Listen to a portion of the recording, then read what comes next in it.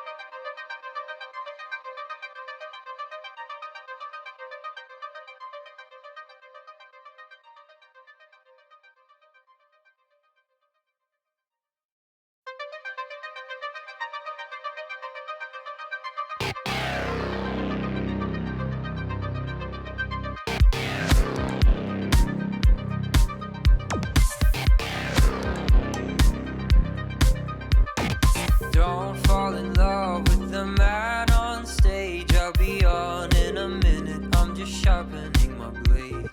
Don't fall for his flattering tune. He'll promise you the world until you drink that perfume.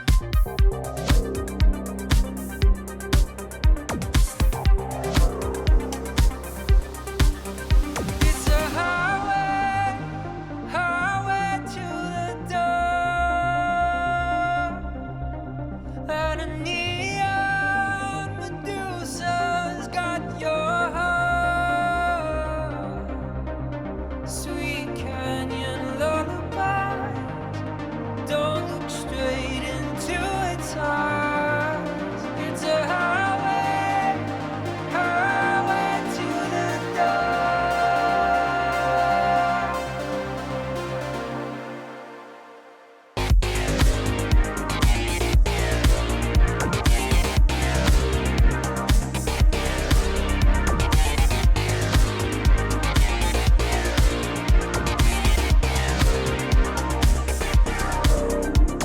There's only two ways to make it in this town.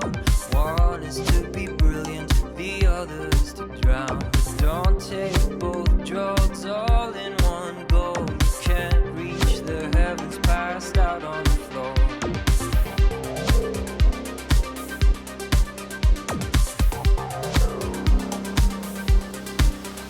It's a highway, highway to the door. And a neon Medusa's got your heart. Sweet canyon lullabies. Don't look straight into its eyes. It's a highway, highway to the door.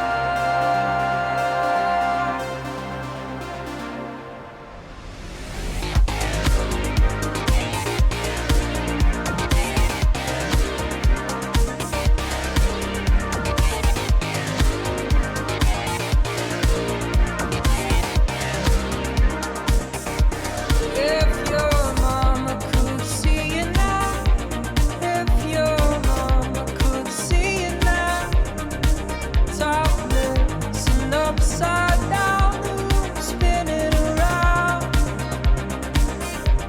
If your mama could see you now, with the party lines coming out, are you lost or are you found? Are there too many mirrors in this heart? Hi everyone, and welcome to Monday. So we're back. We're doing another hand cam. So if you had a look on Twitter, you've probably seen that there's been some promises, some Thicc boys, and it'll come. It'll happen. The Thicc boys will be soon. But first, I wanna talk about something very important that I think a lot of people don't talk enough about, and particularly like for the fellas out there. How often do you take care of your tip? Right? Think about it. You know, you do some painting.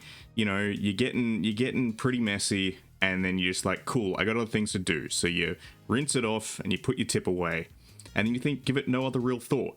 And then, you know, maybe you're out, you're browsing around, and you encounter a nice little model, and you think, you know what, I'm going to take that model home. So you bring it home, and, you know, you put it together, and you're getting that undercoat on, and things are getting a little bit hot and heavy, and you go to pull out your tip, and just, it ain't up to it. So today, we're going to talk about, with the innuendo aside, we're going to talk about, getting our brush tips sorted out, and cleaning brushes. Because this is something that I did not do for a long time, and I probably wasted more brushes than I should have. Because, like, often I would get to a point where a brush would become kind of fucked up, and I'd be like, you know what, this brush it's dead to me. I will use it for undercoating, I'll use it for, like, basing, but it's fucked. And really, those brushes weren't actually at that point. They were still good for the majority of painting, maybe not fine detail work, but they were still ready for regular brush use. So, by having recently changed my ways, it's only taken me, 20-something years, but having recently changed my ways, my brushes are now lasting much longer, and I'm also saving myself money. So, we have a willing volunteer tonight. We have this Citadel large base brush, which I fucked up many years ago and recently fished out, because look at this fucker. I put my thumb against it and I will apply some pressure, and like, those bristles are not fucking moving. They are like rock solid. Okay, they are not like, see, this shit is not moving, right? But if we compare this Citadel large shade brush, which I actually cleaned the other day, it used to be like this. It was one of those ones where if I put my thumb against it, it wouldn't move. But now, look at it.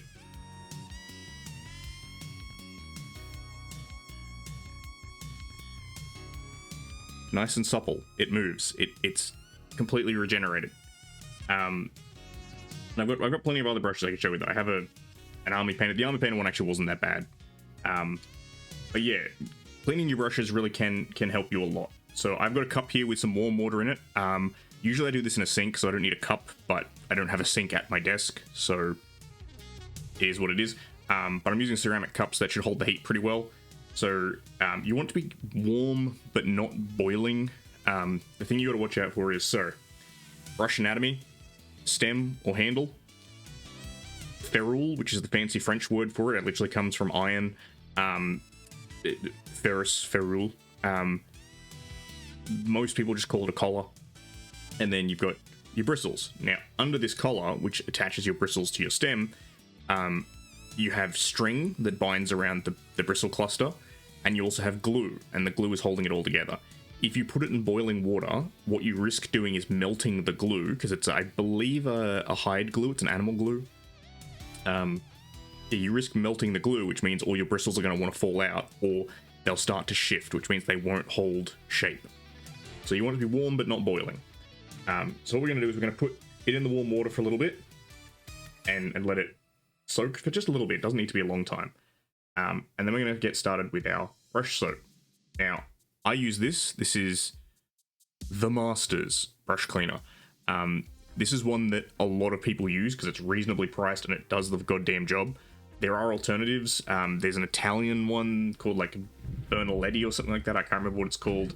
And if I just fish it out of my drawer, I have it in here somewhere.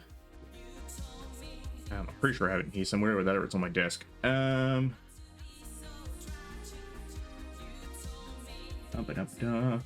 This is the problem with dropper bottles. They all look the fucking same when viewed from above. That's not it. I hide it up the back. No, it's not behind those bots. Ah, there it is, right in front of me, of course. So this is the Green Stuff World brush cleaner. Now the difference is this, you can see, is a liquid, right? And it's fine. My main problem I find with it is that it's a little bit less efficient because you put it on a brush and it tends to drip off, and then when you're trying to lather it on your paper, ah, Luna, how you doing? Welcome to the vibe. prepare to learn. We're learning about brush cleaning. So yeah, the green stuff world stuff tends to drip off, I find, whereas I like the masters because, as you can see, it's a soft soap. It's more like a cream. As you can see, it's already gotten a bit of use, so it's got some paint in there. So our brush should be relatively damp now and warmed up. And as you can see, we're getting a little bit more play in the tip. The tip is flexing a bit now. All right, thanks for dropping by to say hi, Luna. But yeah, if you got time to drop on by later on, feel free to come on in and have a chat. So as you can see, it's still relatively stiff.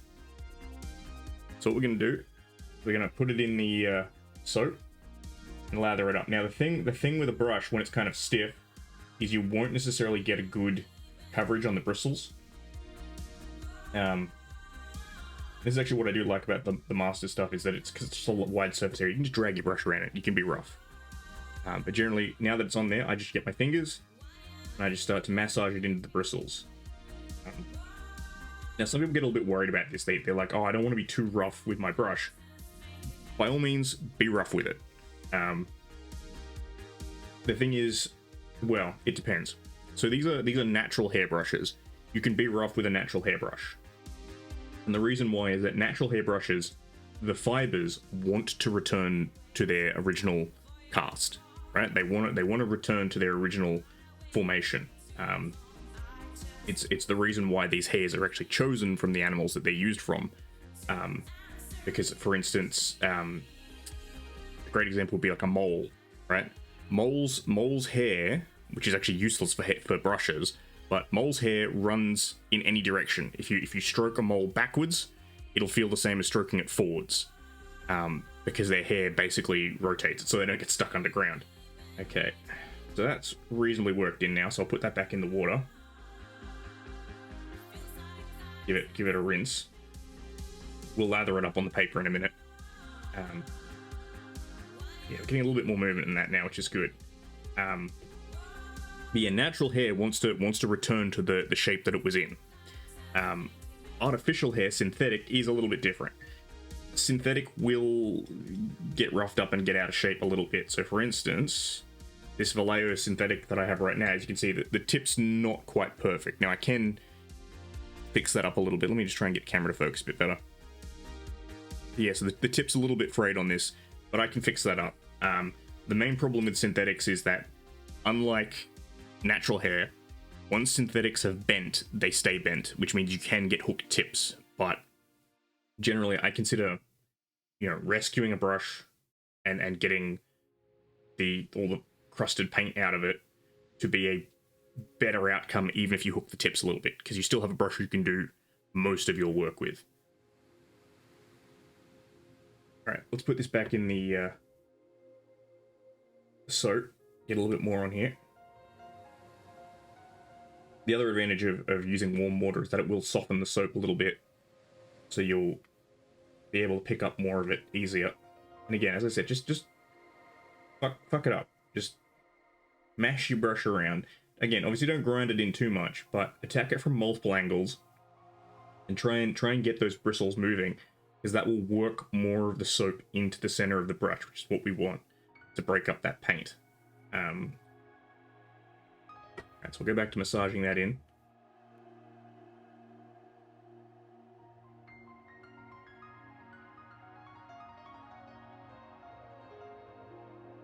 And it may, again, like I'll bring it up to camera, it may start looking like it's getting a little bit scuffed up. Like you can see, okay, some of those bristles aren't quite going in the straight direction now. But it's fine. Think of it like washing your hair. For those of you who have hair, no shade. Where, if you massage shampoo into your hair, it doesn't fuck up your hair. It doesn't ruin the direction that it goes. You might need to comb it, but it doesn't permanently break your hair.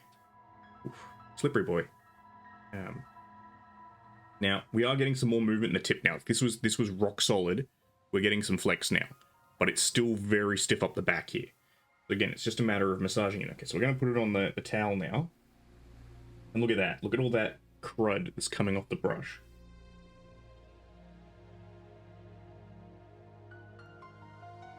I think I was silly, and I think I used this to wash some stuff. And then didn't clean it out.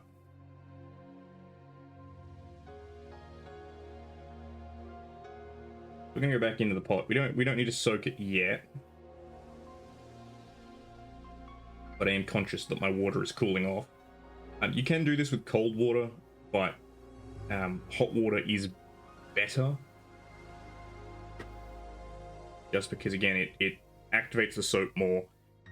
It also causes the bristles to kind of swell a little bit. Well, I wouldn't say swell, but it causes the follicles of the...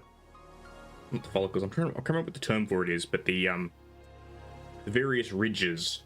If you look at a hair under a microscope, it's not perfectly smooth. It has little indentations and ridges. So hot water causes those to lift up more, so you can get more crud out of it. Okay.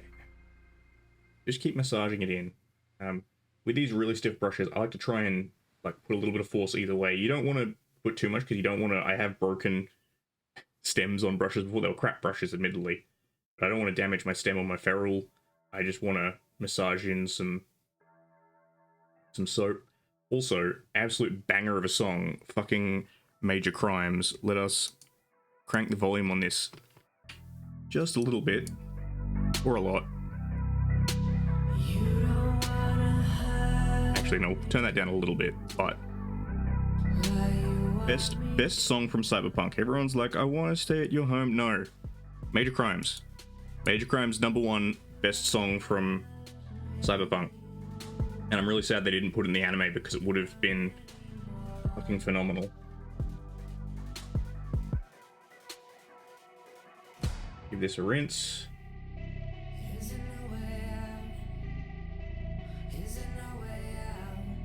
This song was my introduction to Health.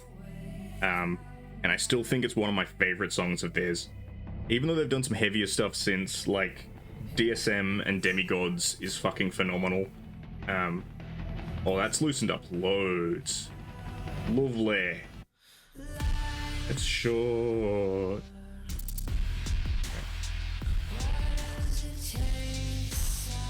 You can see, like, these little black bits. That's paint. That is dried paint sloughing off the bristles. Also, I recognize my tracking is going weird. It's because I'm looking down at things. And my camera is up. Camera up there. Endo face looking down here.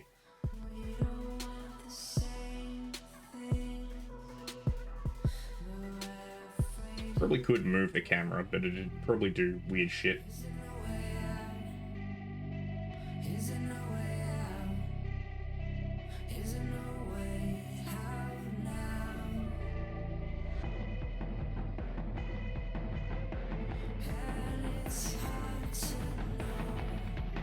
Like many things that I do on Handcam stream, really, this is just an excuse for me to clean my brush. This is just a, hey Ando, you really should have cleaned this. Let's force ourselves to do it on stream so we don't have an excuse. This is also the reason why I like build and paint stuff on stream, because I'm like, this gives me an excuse to do a thing that I like doing.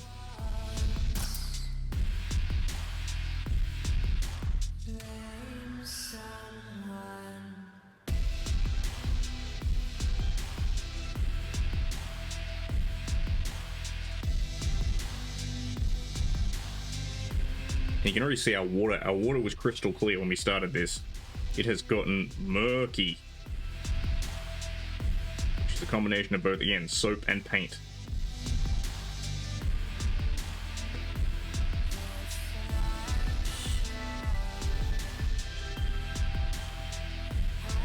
But yeah, this boy is particularly jacked up. I can't remember what I did to it. If memory serves, I think I was doing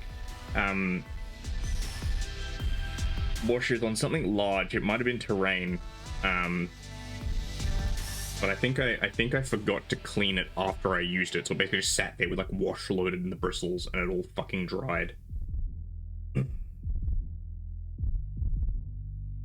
Which, it'll happen. Don't think you've never done it. Don't think you've never left a paint pot open. You've left your wet palette uncovered. You've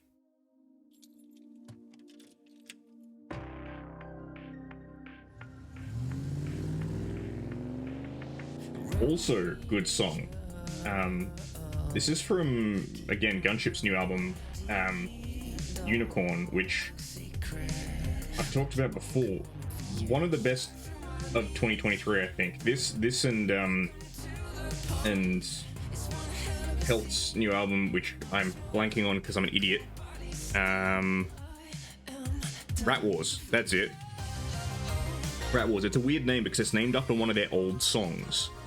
Rat Wars is like from like 6 years ago. And ironically, Rat Wars did not feature on the album Rat Wars. Alright, I might turn this one down a little bit. The problem with Health is all their songs are quiet.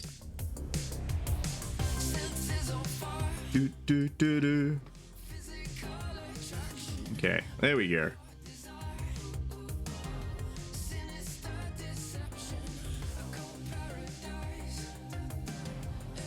Yeah, I think Unicorn is probably my favorite Gunship album because they have some good albums, but I find that it's the first one from Gunship which is an ender for me. And so for me, what I call an ender is any album I can listen through end to end. So Rat Wars is an ender, Unicorn is an ender, what else? Once by Nightwish is an ender. I can listen to that one all day, every day. What else is an ender? Let me think.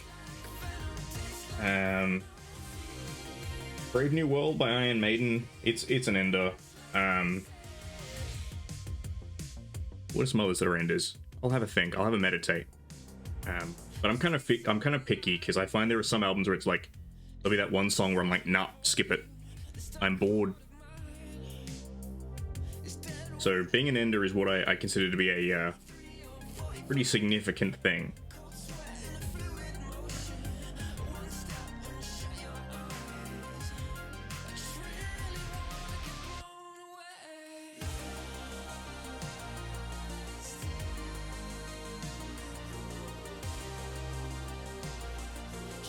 And we're making some decent progress on this, but it's still really stiff in the middle.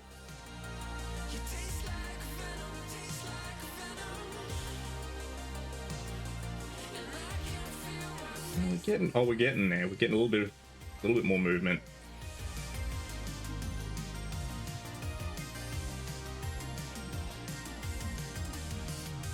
What I might try doing is I might hit it with a little bit of GSW, just because I find this stuff is really good for getting up under the ferrule, and that's where it feels like at the moment a lot of the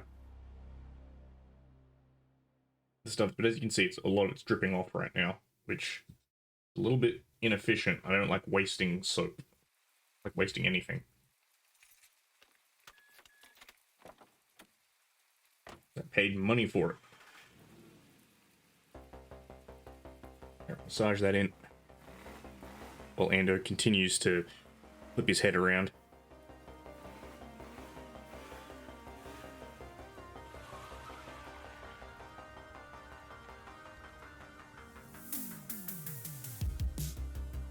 I think I might be softening up a bit. Let's get the...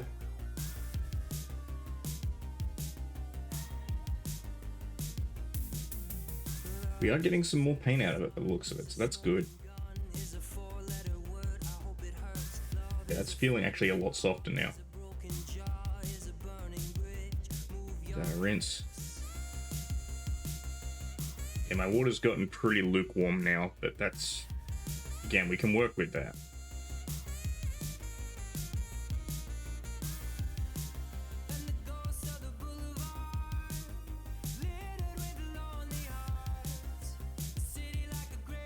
Still really stiff in the middle.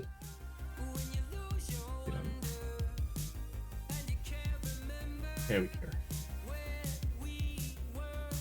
Aha!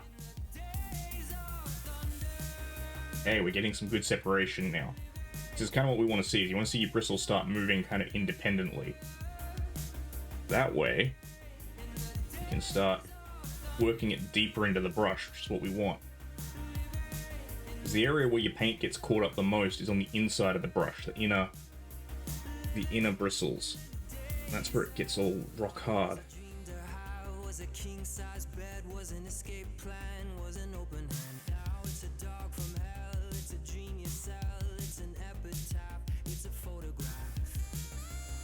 Keep massaging that in.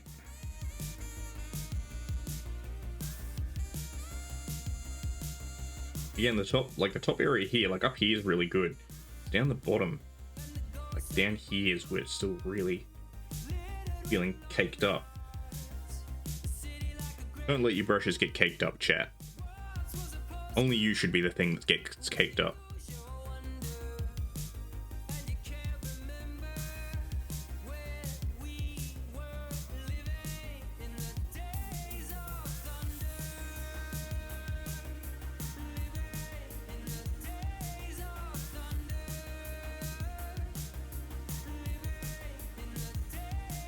Days of Thunder, another banger track by the Midnight.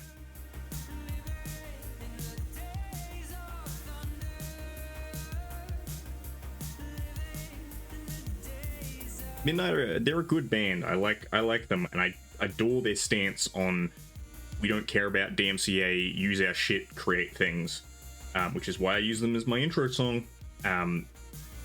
But, and again, like if I ever got the chance, I don't know why they'd want to, because I'm not really a musician, but if I got the chance to work with them, if they were ever like, hey, we've suffered a brain aneurysm and have decided that we want to make music for VTubers, I'd be like, hey, put me front and center of that line. I will stand for these people forever and a day. But they have yet to create an ender for me. They have yet to create. Aha! Look at that. I can show it. I don't know if the camera can really show it. See that big black blob? Let me bring the camera in.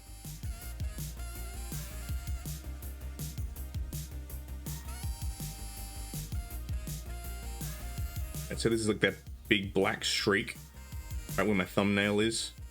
Kind of a bit out of focus, I know. Let me try and... Yeah, that's all paint. That's all paint. Am I not Cassicator, welcome in. Welcome in. Thank you for the 2 months in the Turtle Club. I hope you're enjoying all of your privileges of absolutely nothing. The privilege of being... the privilege of being in the Turtle Club. Dredge. Gouge his eye! Dredge, that's all, those are all certainly words. Oh, hell yes. Look at that. Look at that. This brush was rock solid. Now we got so much movement in this boy. We got the flexibility. That's exactly what I wanted to see. But yeah, I wouldn't recommend get on them moonshine, then get on a 4-wheel drive. Mainly because you probably won't find your keys. Get on the lawnmower instead. Get on the old Bronco. And you'll at least get the lawn done. I never got the whole Red Bull gives you wings thing. I'm not a Red Bull fan.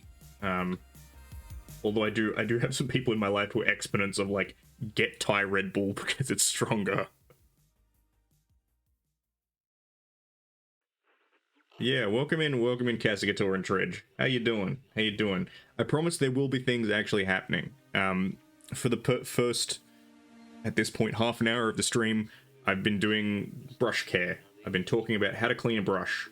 So this brush used to be rock solid. Like I could not, putting my thumb against it, I could not move the bristles. And now, I can easily move that. Yeah, I 100% agree with you, Cassicator. Most energy drinks I'm not a fan of. I am not, no Red Bull, no Monster, no V, no whatever else they fucking call it. What is it, Bang? Isn't that the one that everyone was on about? Like, I don't even really do gamer subs. I know that's the thing that, you know, all the streamers be drinking because sponsorships and stuff, but like, I don't know, I've never really gotten it. And I don't do coffee either. No, I'm not one of those crazy people who doesn't do. So some people like, I don't even do coffee. I just wake up in the morning. No. I don't do coffee. But I like, my caffeine source of choice is Beppis. It's soda, or Coke, as the Australians would call it. Actually, no, I should probably rephrase that. Otherwise, people will think I'm doing a bump every day to. No, so yeah, soft drink basically. That's usually my go-to caffeine source. It's Gary. Welcome in. Yeah, no, I can empathize. So here's a weird Ando story. Officially speaking, I am not allergic to anything, right? I've never had an allergen test come back positive. However, a couple of years ago, I had an allergic reaction to something, and I went all red and itchy and had like minor lip and ear swelling, and I had to go to the hospital. And they were like, yeah, we have no idea what the fuck that was. Go see an allergy specialist. And I went to see the allergy specialist, and he was like, yeah, I have no idea what that is. Because I described to him the symptoms and like what I'd eaten that day and stuff like that. And he's like, well, you know, it's probably not environmental, otherwise it would have happened again. It's probably not food related because of the delay, but like food allergies are usually really quick. It's usually like you eat it and it happens within, I think he said the time frame was like within at least 5 minutes. And mine took like half an hour to kick off. So he was kind of just like, look, sometimes when a virus loves itself very much, no, but sometimes when you get like a viral infection, it can cause your body to become sensitive and just become allergic briefly. Because, and this is a thing, so there's a syndrome, I can't remember what it's called off the top of my head. I actually met someone who has it. But there's a condition you can get from tick bites that makes you allergic to red meat. But yeah, so I briefly had an allergen. I would just randomly break out in rashes, so I was taking antihistamines for that. Because the histamic response is stupid. It's proof that our bodies are stupid, because it's just one cell gets angry and then all the other cells get angry. Also, I appreciate that there are Black Books references happening in chat right now, and for your edification, this brush was very dirty. I want to clean your dirty brushes. I fucking love Black Books. It's such a good show. It's one of those like from that era of like British comedy, like it and like Spaced and Peep Show and stuff like that. They were just like, I don't know, they're just these low budget like sitcoms. Yeah, faulty.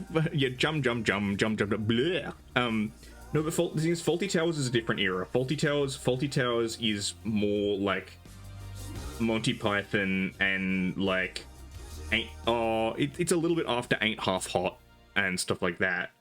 But like Black Books, Spaced, yeah, it's very British. I think the thing with Faulty Towers, right? The thing with Faulty Towers is it was after John Cleese had success with Python, so they were willing to give him at least some of a budget. So he had a hotel, like, to work in, sort of thing. Whereas Black Books, Spaced is a great example. So it was Simon Pegg and Nick Frost's breakout thing, and it's mostly set in an apartment. And the reason why it's set in an apartment is because it makes it cheap, because you can just have the same lounge room set for literally everything. But like that's the great thing about those sorts of comedies, is because it's cheap, it's like you have to rely on the jokes.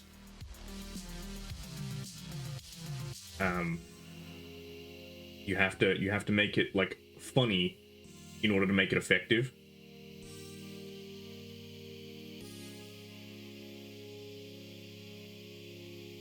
And I don't think Australia kind of got there. We had Kath and Kim, but I'm gonna you might have to revoke my Australian card.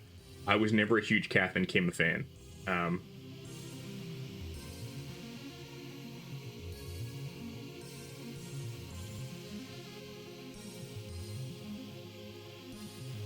Yeah, I'm not surprised. Because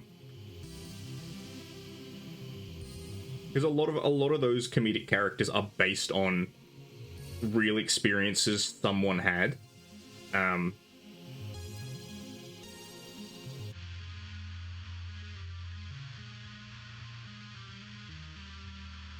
or real people. Like a great example is Chopper Reed.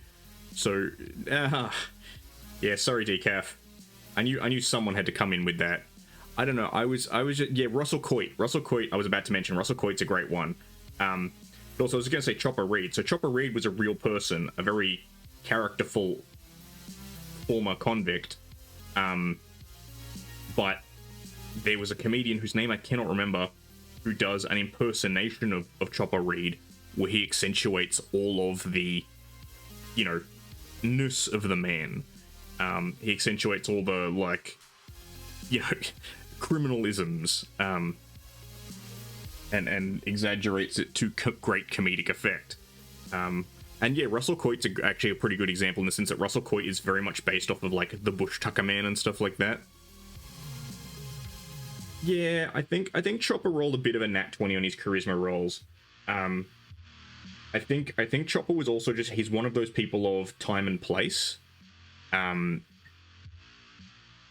Because sometimes if you have the right stories to tell at the right point in time, you can leverage that. And I think the other thing with Chopper is also the fact that it wasn't just his charisma, but there was a certain level of underworld mystique. Because there are a lot of people who knew him who basically say that, like, half the things he said were an exaggeration and the other half were bullshit. But he told them well, and so people got interested because of the mystique of it. Ah, Tate, how you doing? How you doing?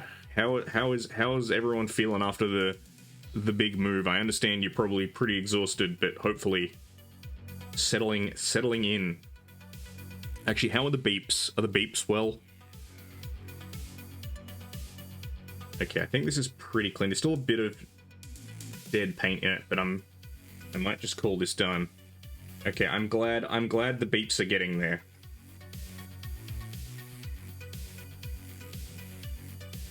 Their well-being is important to me, as is yours and Tate Wife's. Oh yeah, no, Castigator, I 100% agree. My most favorite Australian moment from Pacific Rim is the bit where they're like, do you want to stay here or do you want to go do something bloody stupid? And they climb up on top of is it Striker Eureka, and they fire the flare guns at it, and they're like, oi, come and fucking fight us. Most Australian thing. Yeah, understandable. You'd want to acclimatize them, especially because I'm assuming the daylight cycle. Oh, you're pretty flat where you were, but I was thinking out the daylight cycle out there's probably a bit different. So Sakari, as for what we're painting today, that's a good question. We're doing a couple of things. So first off, we're just cleaning this brush, because I thought that would be good to show off. Because not a lot of people do. Well, people do brush cleaning videos on YouTube, but they fast forward them. But no, as for what oh yeah, it's a lovely milk tea I've made. But no, as for, hey Luna, welcome back. So as for painting, we'll be painting these Steel Hearts champions from Warhammer Underworlds. But that won't be for a little bit, because first off, we're going to do some work on some models. These are my slave ogrins that I'm working on, my Thicc boys. I've got most of them built. I've just got 2 left to do. So I've just got to finish off the gang leader and base him and one of my other Lobos. Lobo, bring back Sheriff Lobo, and we'll be good to go. I'm gonna call it on this brush. I'm gonna say it's done. Like, look at this. Look how good it looks compared to when we started the stream. If you weren't here, go and watch the VOD. This thing was like black and crusty.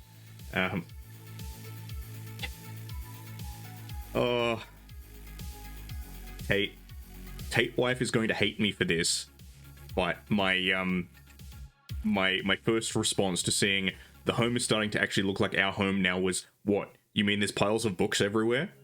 And then I kind of realized, yeah, that's probably true, and I can't blame you for it, because, I mean, look, I'm not going to show you my room, but there are piles of books everywhere. Also, I'm glad to hear that you have a, Tate wife. I will do so. I will do so.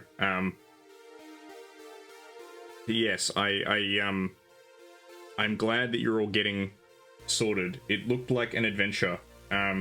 And I did show the family down here. I showed Mum and them, and they were all like, "Oh, we're so glad that you guys got to where you needed to be, and like everything's there. Like you've succeeded in arriving at your destination." All right, let's. He dries the brush. He touches the brush with his wet hands. He wets the brush again. Endo, you fucking moron.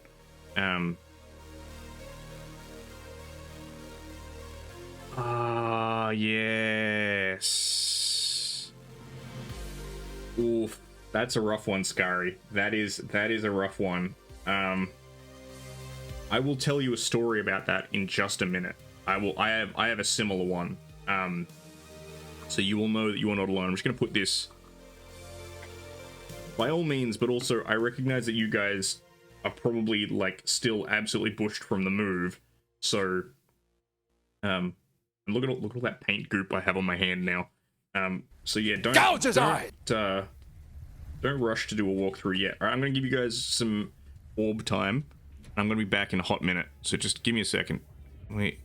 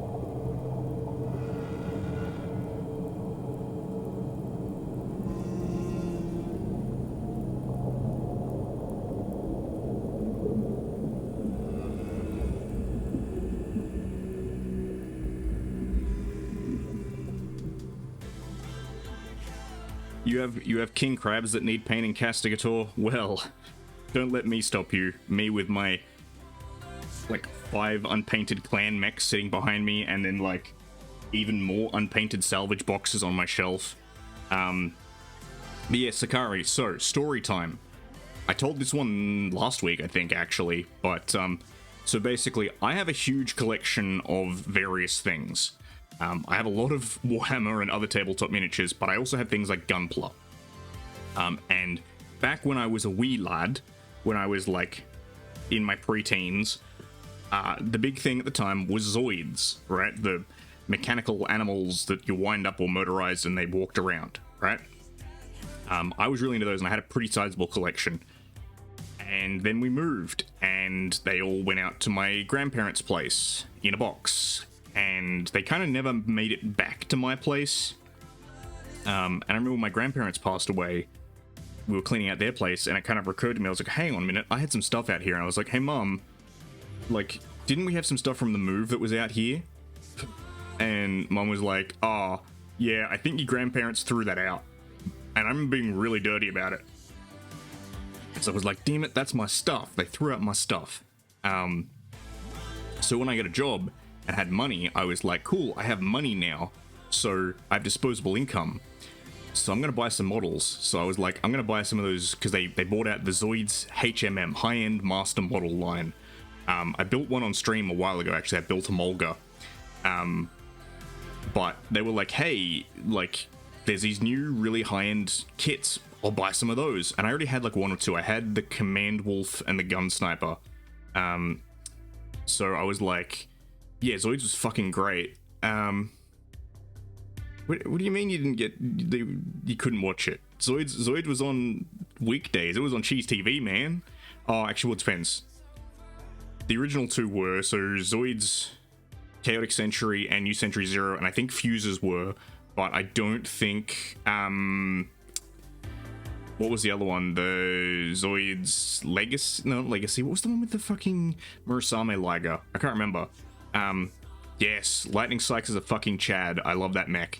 I really liked the version of it that they had in Chaotic Century with the test armor, where it had like the extra armor plates on it and stuff, but it like jettisoned after one scene.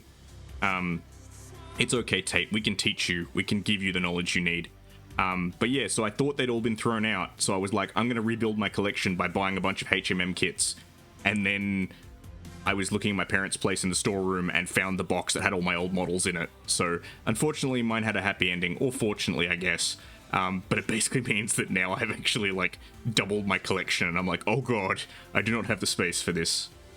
Anyway, Slave Ogrins. So once again, I have been distracted, as is my wont, because shiny things. So yeah, I get that a little bit. My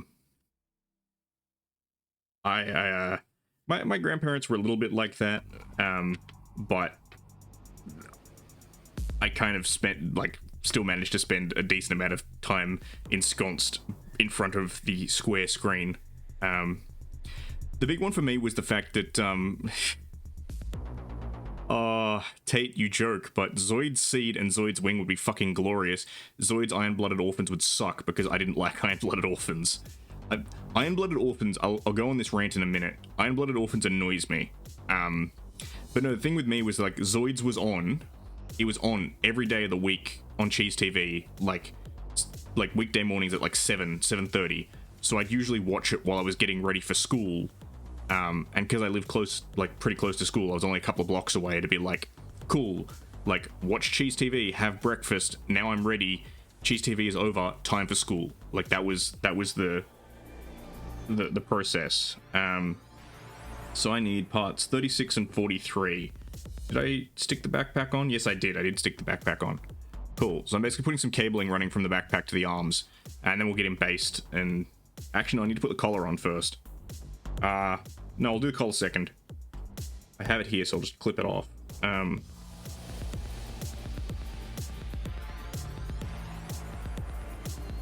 Yes, Chaotic Century. I liked Chaotic Century. It had a lot of interesting ideas. And the thing I like most, it is hard to give credit to an anime franchise that really is just there to sell toys, even though Gundam is fantastic, and also there to sell toys. But the thing that Chaotic Century did well, no, not Chaotic Century, so it was New Century Zero, my bad. I'm thinking one thing but saying another. The thing that New Century Zero did well was the fact that BitCloud, the main character, was kind of an idiot, but he was also kind of smart. Because the thing a lot of shonen anime do, there's a lot of shonen anime tropes, but one of them is the clueless main protagonist. The main character is just a fucking idiot.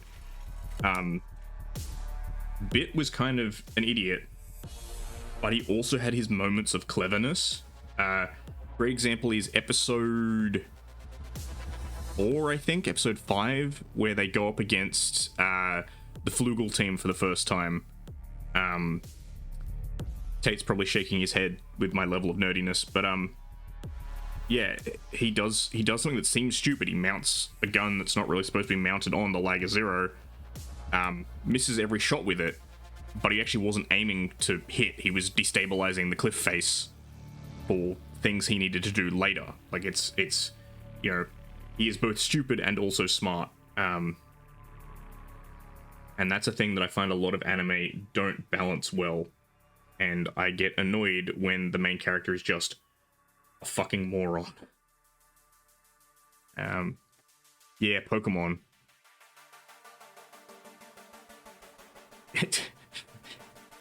Oh, Sakari.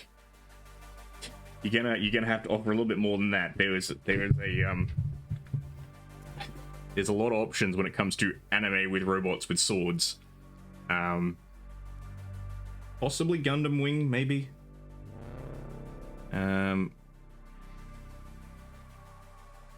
Yeah, I don't know. I disagree, Kasugator. I was not a fan of Iron-Blooded Orphans. And the reason why was that I felt that every time they would introduce, like, Iron-Blooded Orphans Garuda Eagle, I know that. I was a fan of that as well. That was fucking Crush Gear. Yeah, that was Crush Gear. I have some in my storeroom somewhere. Believe it or not, I was also a fan of Crush Gear. It was a fucking, like, stupid anime. It was like Beyblades. It was like, hey, what if Beyblades but cars? This isn't even weeb shit, Tate. This is just like Saturday morning cartoons shit. This is one of those ones that, again, they bought over and put on Cheese TV. Yeah, that was Crush Gear. Crush Gear was dope. But the reason why I am not a fan of Iron-Blooded Orphans is because they would always introduce, like, two things. They would have like here's a new character A and here is new character B, or here is new plot point A and new plot point B, right? And I'd be like, I really like new character A, and then new character A would immediately get killed, and they'd be like, now new character B, who's really boring, is really fucking important. Or they'd be like, hey, here's two plot points, right? Plot point A is kind of boring. Plot point B is really important. We're going to kill off plot point B and focus on A.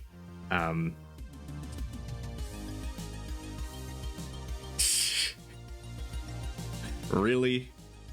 The Crush Gear kids used to pick on the Beybladers? As if... Kids, man. Fucking kids. Yeah, I've heard Firen's... or Fire, or however you're supposed to say, it's pretty good. I've started watching Dungeon Meshi. I'm really enjoying Dungeon Meshi. It's well, there's two things. One, it's just light and fun, and also Studio Trigger. Two, it's not a fucking isekai. It's a fantasy series that they haven't just been like, oh, we'll be lazy and make it an isekai, when it doesn't need to be. And the other one is that it's Studio Trigger, so it's fucking good. It also reminds me of another anime that I really liked called Restaurant in Another World, which is a very similar concept, but it was an isekai, but it was actually an isekai that was good. The other thing that makes me sad about Iron-Blooded Orphans is that the main plot with Tekkadan, in my opinion, was kind of boring. The one that actually I'm really sad we don't get an anime for is the game. So they released the mobile game, which was Iron-Blooded Orphans Udyr Hunt, or how you're supposed to pronounce it. It's Udyr. I know Tate will probably correct me on how Norse-sounding things are supposed to be pronounced. I know Tate Wife will probably speak it in fluent Swedish. But the main Gundam of Udyr Hunt is a way better design than Barbatos. I don't care. Barbatos Lupus Rex stands can fuck off. And like, yeah, all the mechs in it are better, and just the plotline, in my opinion, is more interesting. And it's set on Venus. But yeah, I've heard good things about Firen, or Firen, how you're supposed to pronounce it. And again, it's an interesting concept of focusing on an elf because of the whole like longevity of their species, and her being like, I do like how they've done stuff where she's like, oh hey, like weren't we just hanging out like yesterday? And they were like, dude, that was 10 years ago. And she's like, 10 years is nothing. And they're like, no, like 10 years is like half of my lifespan. Well, not probably half of my lifespan, but it's one of those things of like, you know, 10 years was enough time for me to get married and have like 8 kids, as opposed to an elf where it was like a Sunday nap.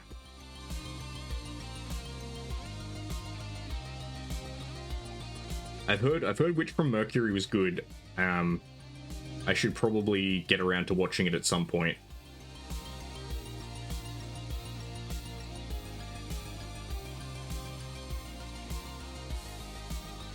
Let's get these other bits cleaned up. I realize it's kind of a bit boring without having my hands on camera, but fortunately, I've talked about this before, my desk setup is not optimal, so that's the way it's gotta be, little darling. Just because when I'm working on small stuff, I have to bring it close enough to my face to see, because my eyesight is garbage.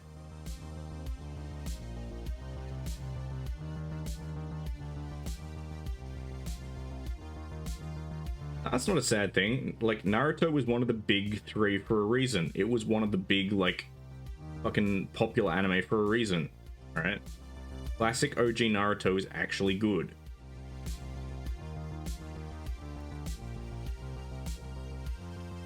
The only problem is the filler. And there are watch lists out there of like, watch the following episodes, skip these episodes because it's filler. It's basically the machete order equivalent of Naruto. I think Bleach has an equivalent. Right,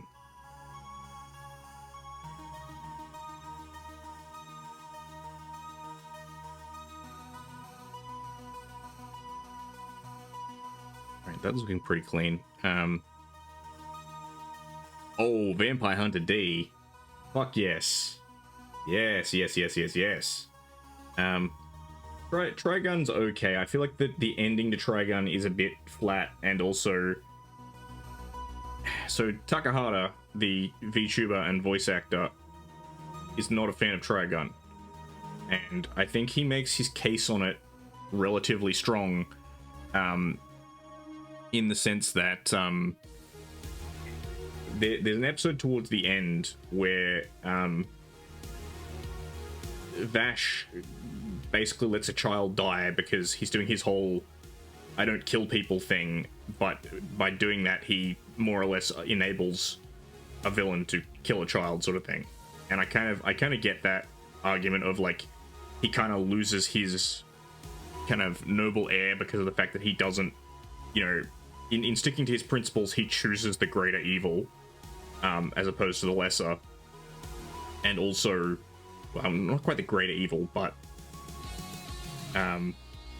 and also just again, like, yeah, a lot of the stuff towards the end feels very I don't know, it feels very not on rails, that's the good word, on rails for Vash. Like, other characters are doing things, other characters are being interesting, and Vash is kind of like, I'm just here waiting for Knives to show up. And Knives kind of just shows up at the end, and it's like, okay, cool. There's no real build up to this. Like, yeah. like the stuff with Woodward fucking broke my heart when he like goes out and dies. And what's her face? Is it Millie or whatever? She's like waiting for him to come back, and she's like, Woodward will come back, right? Woodward's gonna come back. Don't tell me he's not gonna come back. Like that that shit was like, that hit hard, but then it was kind of like, that was fantastic. Now I have to sit through Vash. Yeah, that's fair. That's fair, Sakari. And again, like, sometimes I wouldn't say you grow out of things, but like, I don't have as much time for it. Yeah, Cowboy Boop Noop is a great one. Samurai Champloo is pretty good as well.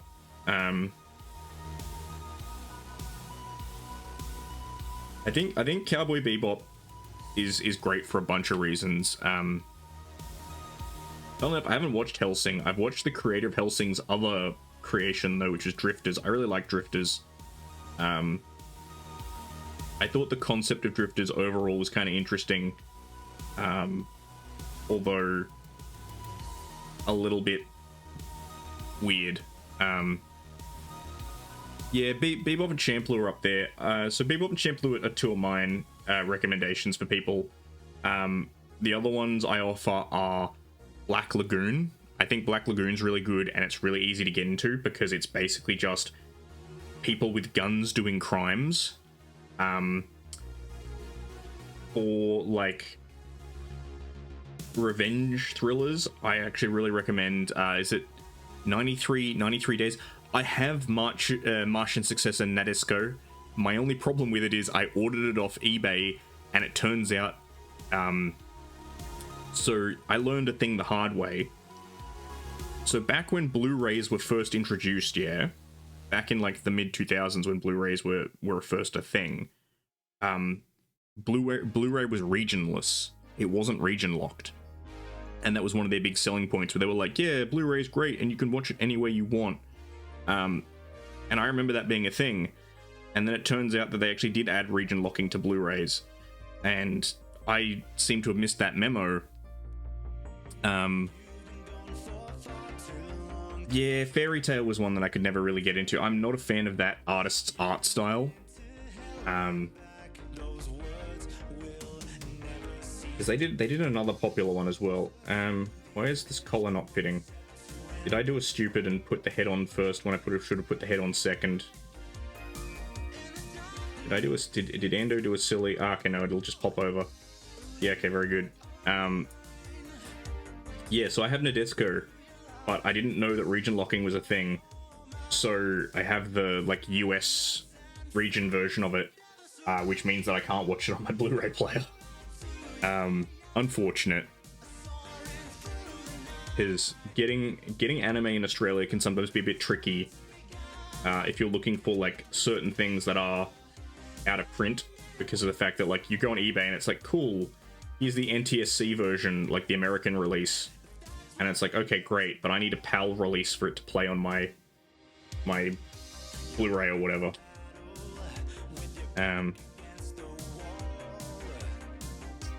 I've heard One Piece is good. I have been conditioned to not like One Piece. And it's not One Piece's fault, it's 4Kids' fault. Because the first time I ever saw Good Show to Pirate, thank you, Tate. No, the first instance of One Piece that I ever saw was the 4Kids dub. And the 4Kids dub was horribly butchered in terms of censorship. Like, so for instance, what's his face? Smoker or whatever, the guy who has the smoke fruit where he can turn into smoke, and he's got like in the Japanese release, he has 2 cigars in his mouth at all times. Those got edited out, so he just constantly has smoke coming out of his mouth for no reason. Yes, so water pistols or worse. So in the very like first episode where there's a character who has a gun being held to his head, the 4Kids edit is a poorly redrawn version where they've taken like, let me just try and illustrate. So imagine this is a gun, right? They've completely edited out the barrel and instead there is like a spring with a hammer on it, like a mallet. It was the dumbest fucking thing I'd ever seen, and it's a really poor edit too. But yeah, 4Kids did a lot of that. The classic ones were Zatchbell. Yes, Sanji's cigarette was all I put. I didn't mind that one though. I actually felt that one fitted better because, while chefs do smoke and stuff, I feel like a guy who's dedicated to like food would be like, I don't smoke so I can taste things better. But like, so Zatchbell, the guns were painted, they recolored the guns to be neon so that they were like laser guns. And in Yu-Gi-Oh, they just edited the guns out, so there were a whole bunch of scenes with guys holding guns just going like this. Or the one where, what's his name? The American guy. I remember his name. He pulls out a gun at one point, and they edited it out, so it's just him pointing. He's just going like that. They edited his finger, so he's just pointing at them. Yeah, again, I can't. I can't watch all that much of One Piece, and it's gonna be one of those things like Naruto where I'm gonna watch the like machete order, where it's like, hey, watch these episodes, skip those episodes. Oh yeah, you like that's the thing. Yu-Gi-Oh! The Abridged is the GOAT for exactly that. To this day, I still think that Little Karibo is a genius because of the fact that he picked a series to abridge and to set the standards of abridging, I guess, because he did the first one. He picked the right series because Yu-Gi-Oh! Just makes no fucking sense. And I think that's the thing, like, Dragon Ball Z Abridged works for two reasons. Like, so Yu-Gi-Oh! Abridged is fucking fantastic. Dragon Ball Z Abridged is also great. And it works for a couple of reasons. One, because Team 4-Star are good voice actors. Like, they can do the voices well and make it engaging. But also, they picked another series that is, again, it makes no fucking sense and has all these tropes in it, like the, 10-hour screaming sessions to power up and stuff like that. So they can, they have material to work with. I think there were a lot of other abridged... I haven't watched Hellsing Abridged, so I can't comment on that one. But I think there were a lot of other abridged series that didn't really work, simply because of the fact that the material, like, there were no hooks to it. There were no weird tropes. Like, again, Yu-Gi-Oh! Is like the joke. My favorite joke in Yu-Gi-Oh! Is the no one knows the rules to this card game. Yeah, I haven't watched Sword Art Online Abridged, and maybe it's got some good stuff to it, but like.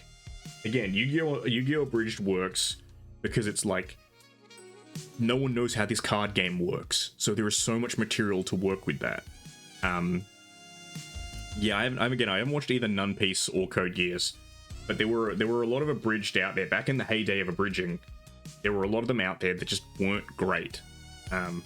So I have a question for chat. Give me some thoughts, right?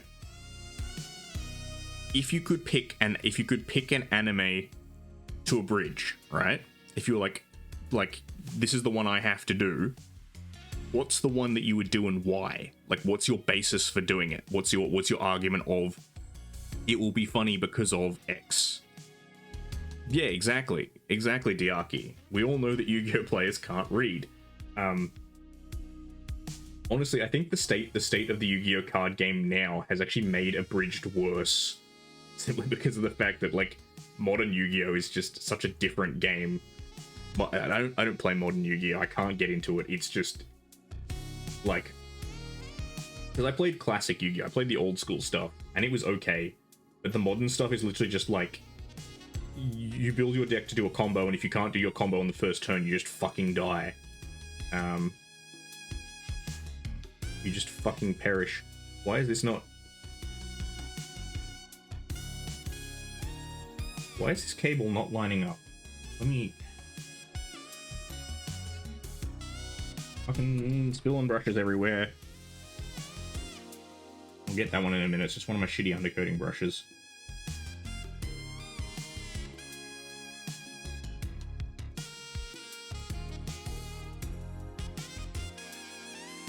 Am I blind? Oh, I am blind.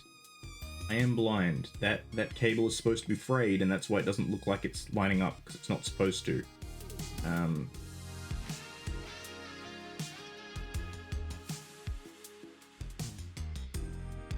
Ando is a stupid. But yeah, for me, for abridging, right? If I had to abridge a series, and I don't think I've seen this one done, so this is the one where I'm like, this is where I would do it. Beyblades. Fucking Beyblades. Because like Yu-Gi-Oh, it makes no fucking sense, right? Why they have spirits that come out of their spinning tops, why they're fighting in like this fucking sand arena or whatever. Why Beyblades, are somehow significant to the culture and politics of this world. Like, it seems to be like, hey, if you don't win the Beyblade tournament, the fate of the world hangs in the balance. Why? Why do we even care about the Beyblade tournament? Like, my favorite one's in Series 2. Oh, I have the Berserk manga. Hang on a second. I literally have a copy of it sitting. It's not opened yet. It's new. I got it as a gift, but let me. I've been reading. I've read Berserk. Where'd that paintbrush go? There it is. Hang on. Uno secondi. Also, beware, the rigging may go funky.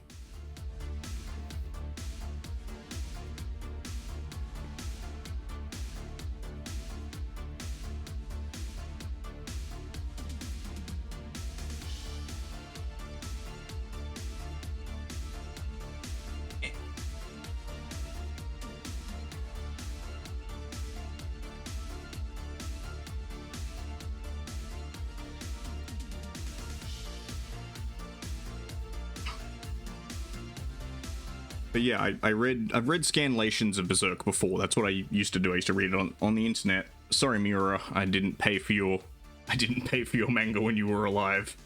But yeah, no, Berserk's fucking phenomenal. Berserk's just on a whole nother level. But yeah, what was I saying? Oh, Beyblades, yeah. So season 2 of Beyblades, there's just this fucking random, like, the part of the plot arc is that the villain group have created these artificial Beyblade spirits that they're going to use to like take over the world. They're like clones of the good guys ones. And one of the main characters, the guy who has the turtle, funnily enough, the turtle spirit, he like gets challenged to a battle and he battles them. But in the arena they're fighting in, there's this weird thing where they're like little projectors that like fix the opponent's Beyblades that's getting damaged. And so he's just like, hey, this isn't fair. And they're like, we don't care. This is like a dark Beyblade battle or whatever. Like, there are no rules here. And he just gets his ass fucking beat.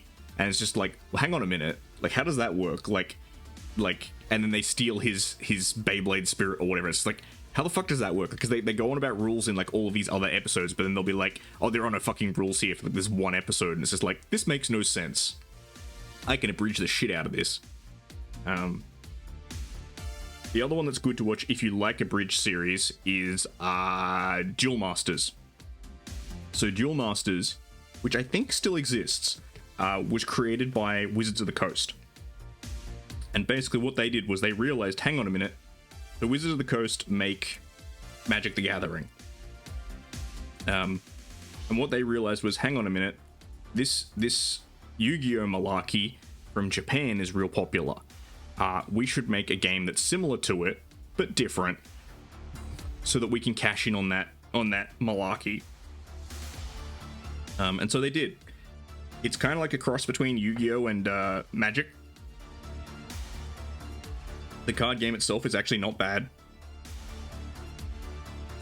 Basically how it works is, if you've ever played Magic the Gathering, which I know Tate has, you draw land cards, you use land to make mana, you use mana to cast spells and summon creatures.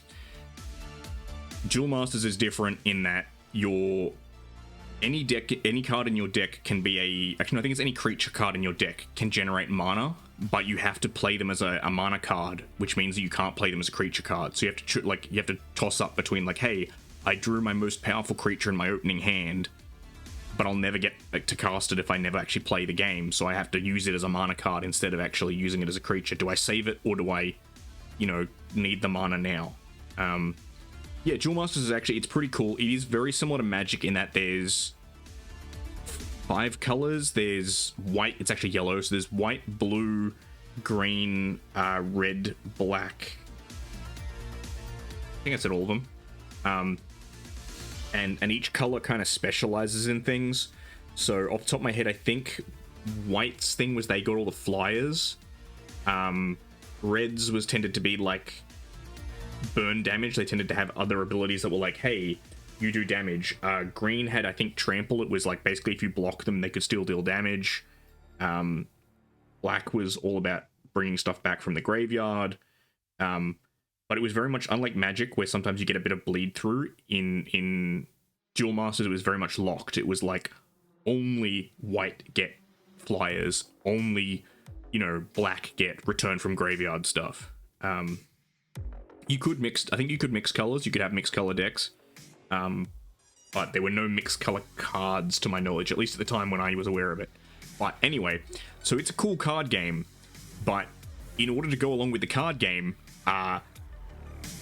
Wizards also commissioned an anime, and it's like Yu-Gi-Oh! It's a card dueling anime, but it's fucking hilarious because it's like it's like the abridged series. I swear they probably went to the studio that made it and were just like, look, we just need a fucking anime, make us an anime. And they were like, sure, what do you want us to write the plot about? When they're like, we don't care, just make us an anime. Because there are jokes like abridged series jokes. Like, there is a character who is supposed to be the main character's mentor, right? Like, he's supposed to be his, like, guy who teaches him the way of playing cards. And he's this, like, mysterious, like, former champion guy. He wears sunglasses a lot.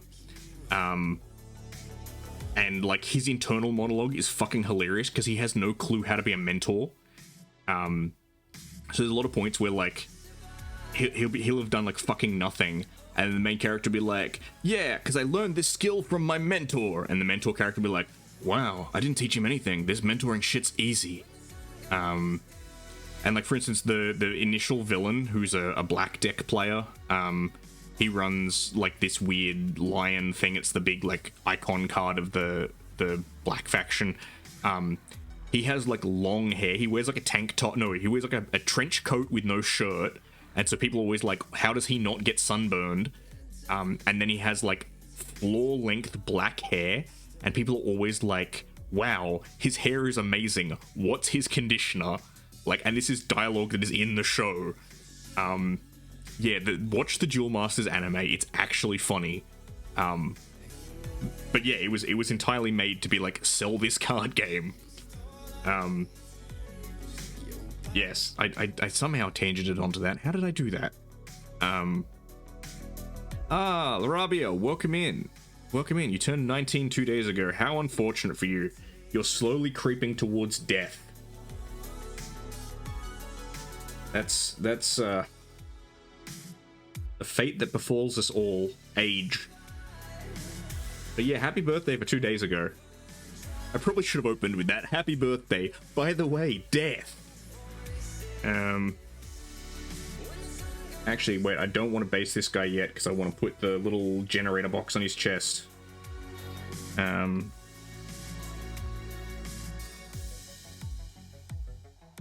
to see that Ando still remembers what he's doing even when he's on stream.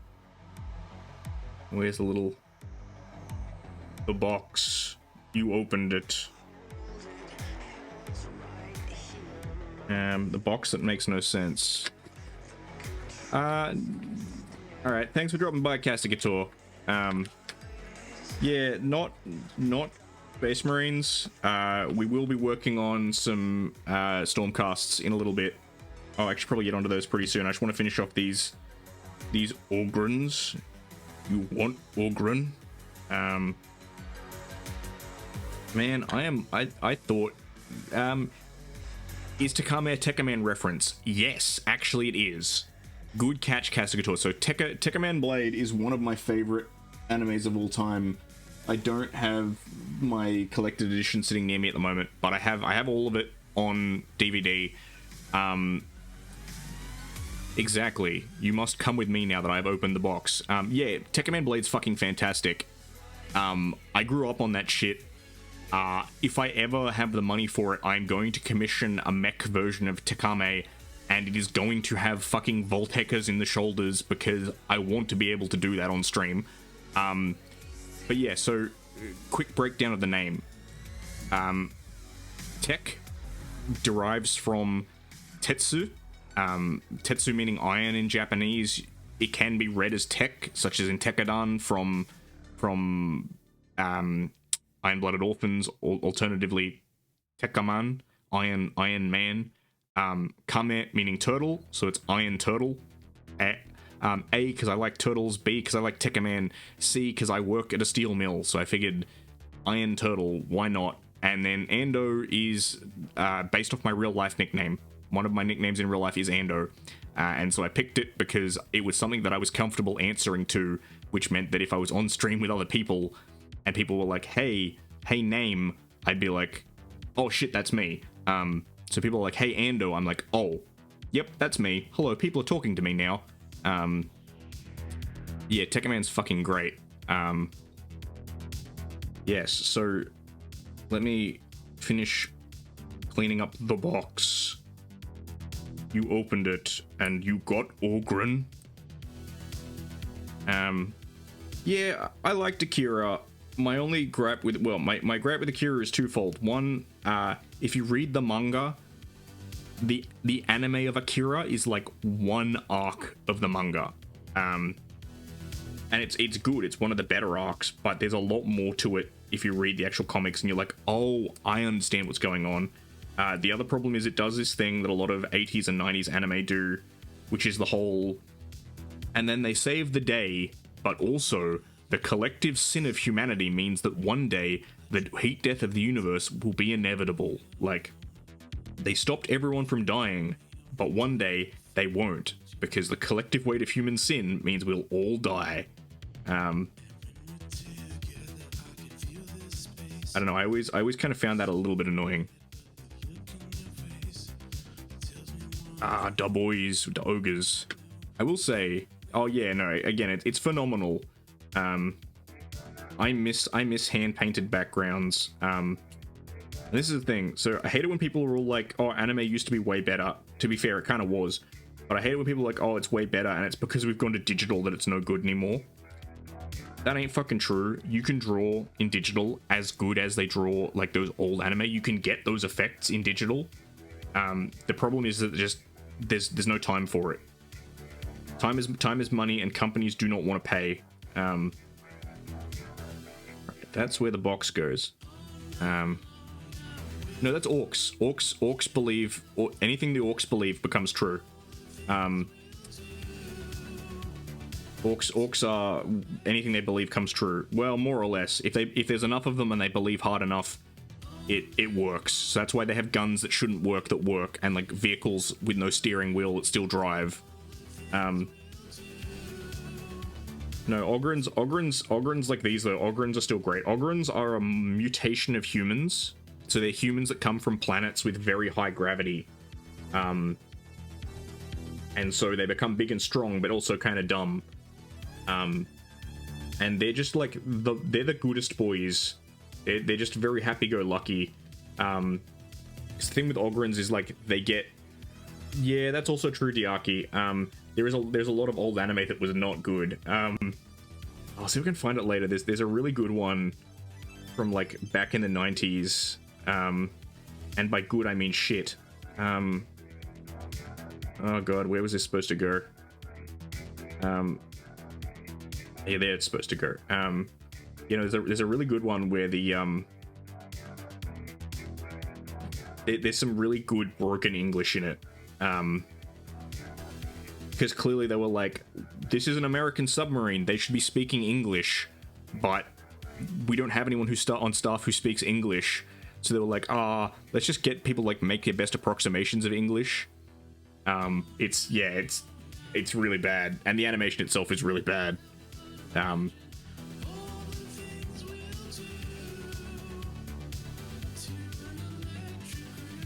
But I think the other thing as well is that like modern anime, I don't want to be like modern anime is exclusively worse, but I think we get more stinkers now. Kind of like what you were saying with survivorship bias. It's not so survivor bias, but it's more hit rate. Like, old anime took a long time to make, so I feel like it was like they had to make it good. Whereas a lot of the new stuff, it's like, cool, give me 12 episodes of garbage, do it now. Like, the investment, I think, is, I don't want to say smaller, but, like, a great example is shit like, what was that, like, what is it, in Another World with my smartphone, and a lot of those ones that are, like, there's a couple of them that haven't even made it past, like, 6 episodes. Like, they were supposed to be slated for 12, and then they get cancelled, because they're literally just a mobile phone game advertisement. They have no story. The animation is garbage and like full of animation errors, because again it's just churned out so that, you know, some smartphone game can have some free advertising. Well, not free, but like they can, you know, be like, oh look, we have an anime, watch our anime, play our game. So I think some of it is just, you know, if you roll the dice enough times. A Reborn, no, well, okay, maybe Reborn as a vending machine, the anime is apparently, yeah, bad. The manga for Reborn as a vending machine is actually funny. That was one that I was disappointed by. Because the manga I don't mind, but the anime, yeah, was a bit of a stinker. Because the thing about Reborn as a vending machine that I like is it pokes fun at a lot of the, the tropes of isekai. The whole, like, I've been teleported to another world, like, do I want to give him the welding mask? What do you think, chat? Does he look more handsome with the mask on top of his head or without it? Do I keep him bald? I'm glad if isekai is dying out. I'm fucking glad. Isekai was lazy. Like a good isekai I don't mind.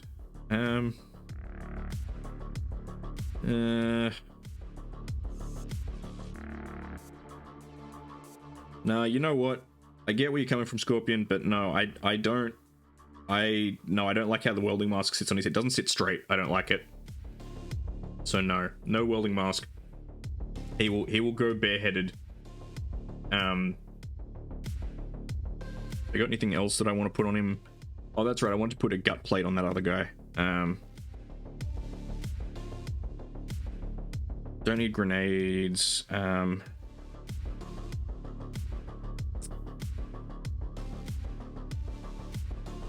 I think so. I haven't watched Reincarnated as a Slime. Again, like, I really burnt out on a lot of the isekais because they were lazy. Like, so let me tell you about an isekai that I absolutely fucking despise.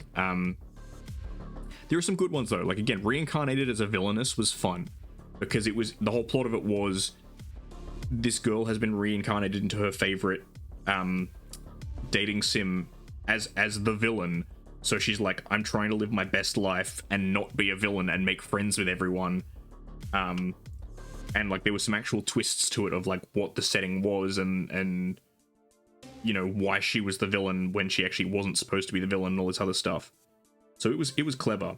But the isekai that I fucking despise is Knights and Magic.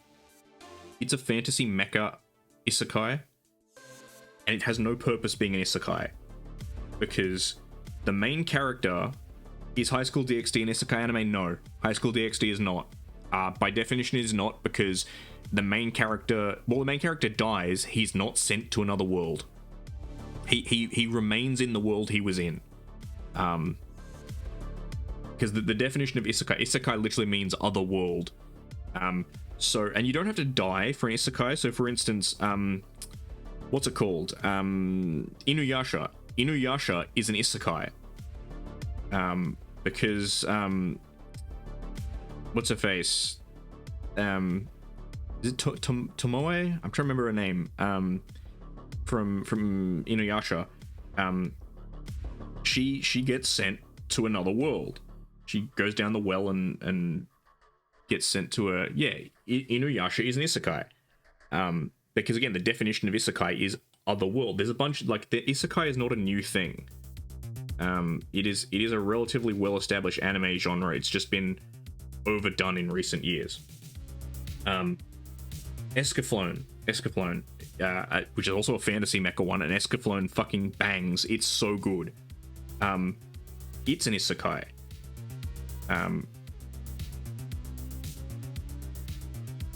But yeah, Knights and Magic is shit, and the reason why Knights and Magic is shit, A, because the mech designs are not good, but B, so the main character, we get introduced to him for like a minute. He is, you never actually see his face. You see him like from like chest height down.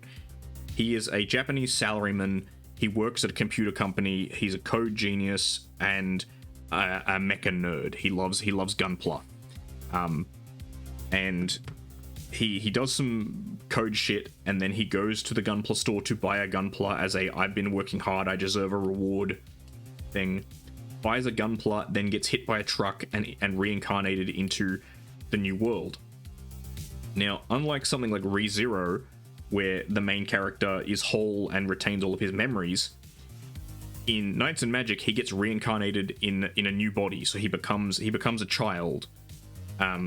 Like, he's born, becomes a child, and he has none of his original memories. All he has, in terms of memories, is his, like, suspicious, a large amount of knowledge of mechs. Right? So, in this fantasy mech world where they've never innovated, like, they haven't invented any new mechs in, like, 100 years, you suddenly have this 12-year-old who's like, yeah, we'll just do this, we'll just change this, I'm a genius. And it's like, okay, why did you need to make this an isekai? Why couldn't you just make this kid a genius? Why does he need to come from another world to have all this knowledge? Because, again, like, all it is a MacGuffin for him to have that knowledge. They never bring it up again. The other world is never, like, our world is never talked about. The main character, like, doesn't recover his memories. He's never like, oh, I miss my family or anything like that. He's just, again, like a kid with a suspicious amount of power. All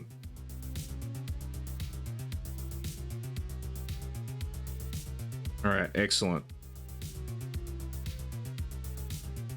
All of my identical fucking Lobo slaves.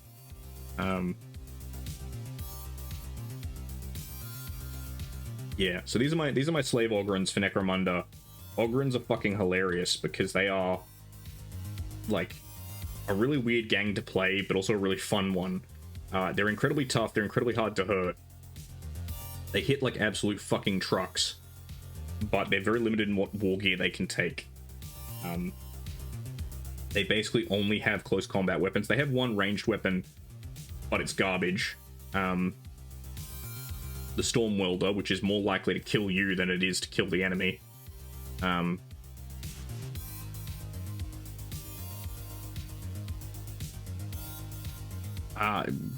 Chances are it's probably done by people who worked on it. Let me have a look. So this is Redline by Laserhawk. I don't know if they were affiliated with Hotline Miami, but similar styling. I like Synthwave. Yeah, Ogrins as a gang they're a fun time. They're basically just big hefty lads running around punching people. And because they're base strength 5, like most gangs are strength 3 in terms of their melee stats. Ogrins are base strength 5, and then when you give them equipment, they go up to like strength 7. You can get them pushing up to like strength 9 if you really want to. So like if your opponent's running vehicles in like an Ash Waste campaign, you can literally walk up to their truck and just punch it and it'll just fucking explode. That and the fact that in the Ash Waste campaigns, you can put these guys on fucking motorcycles. You can have big ogre boys on motorcycles, and I live for that shit.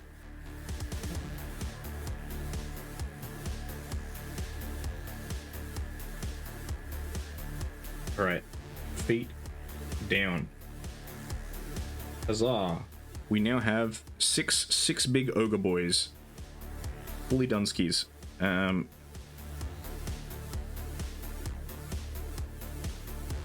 gonna move some stuff. I will send you to the orb. Behold the orb while I just set some things up.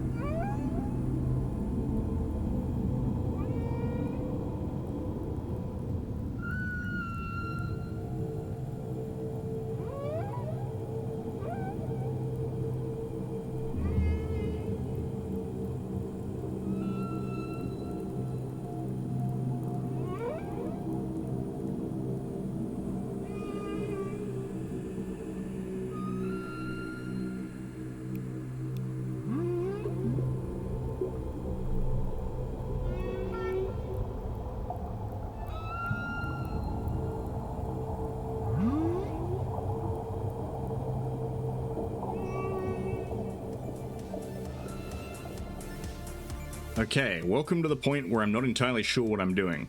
So, I know that I'm painting these guys. There's 3 of them if I move my head. There's 3. I'm not entirely sure where I'm gonna start. I mean, I'm gonna do gold, obviously. I love gold! But this is where I'm a little bit unsure. So I'm thinking antique gold. So I'm gonna be using Darkstar metallics for this. I really like Darkstar. They're really... They're the metalist metals you can get. They're really, really shiny. If you wanna see the sort of shiny you get from them,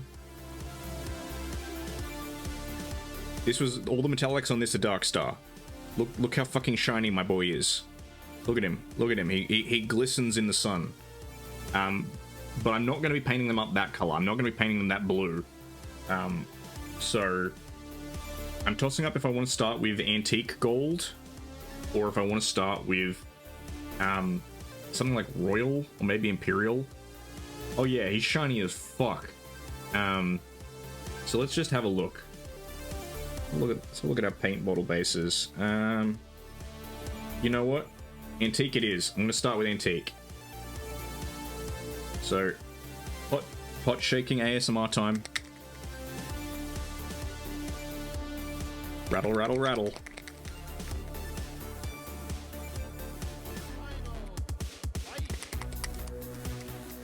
We've got our wet palette nice and hydrated. Made sure to give that plenty of time to get nice and wet earlier. Unfortunately, I do not have a suitable holder for these guys. Normally I paint with one of these, but unfortunately these do not accommodate a 40mm base, and neither does the Thicc boy. The Thicc boy won't handle it. It's too small. So you have to put up with my hands holding shit and dropping things. But I basically just brush undercoated these in Green Stuff World black primer, brush on primer. I missed a couple of spots here and there, but it doesn't really matter. You won't see it. And these are not for competition. I don't paint for competition. I'm too lazy for that shit. All right. Get some antique gold out on our palette. Oh, that's oh no, okay, no, it's looking a little bit thick, but that's just because of the spout. It's fine. Alright, let's give that a bit of a spread on the palette and get it to hydrate. The Darkstar paints are a little bit thick because they just have so much pigment in them. So we may need to just spread this around a little bit and give it some time to hydrate. I don't want to put too much water in it. The thing with the wet palette is it hydrates your paint, but if you're not careful, you can overhydrate it, which it's not good. Just rinse our brush out. Some people like to do the whole have 2 different things to wash your brush out in using metallics. I don't care. People are like, oh, but you'll get paint flakes in your non-metallics. I'm like, I don't care. I really don't. So we'll be doing that for the armor. All the blue parts of the armor. I actually forgot to get this one out earlier. Come on, draw, open. For the blue parts we'll be using... No, that's not the one I want. That's not the one I want either. Did I get it? No, I did. There it is. So for the blue parts, we're going to be using Turbo Dork Cool Ranch, because I like it. Gives it a very nice metallic blue. We'll be using that. And for like the leather and stuff, we're probably going to do just Citadel Mephiston Red. Take a little bit of water from over here and just see if we can give this some encouragement.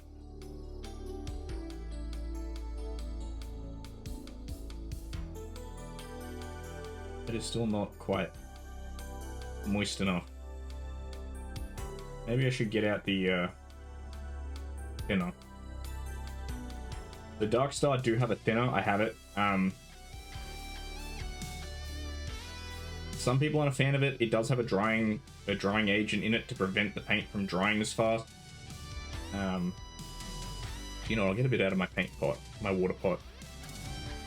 Again, I don't want to overhydrate this. That is the problem with some of these metallics. If you overhydrate them, they separate.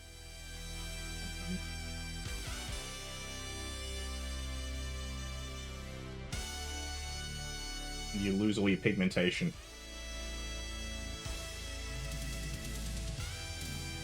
Yeah, that's still looking too thick. Extra thick.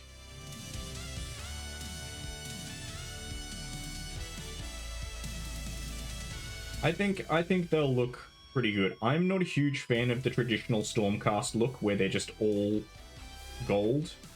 Okay, actually I think that's getting close to what we want. Still getting high points though. Yeah, that's looking closer.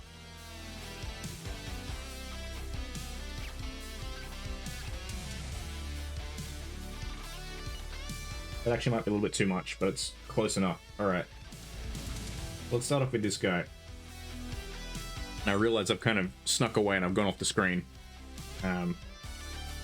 Unfortunately, that's the way it be.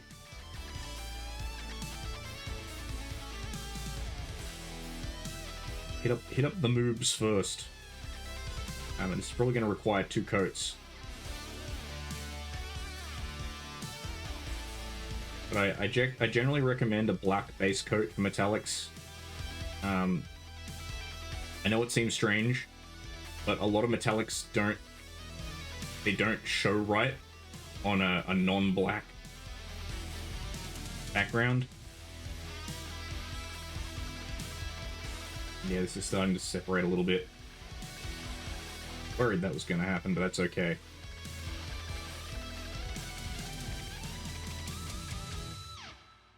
So let's do the shoulder trim.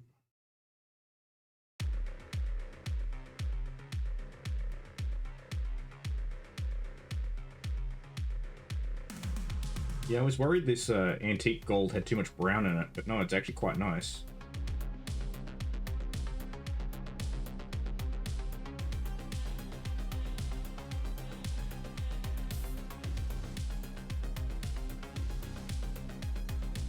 Okay, he does have abs.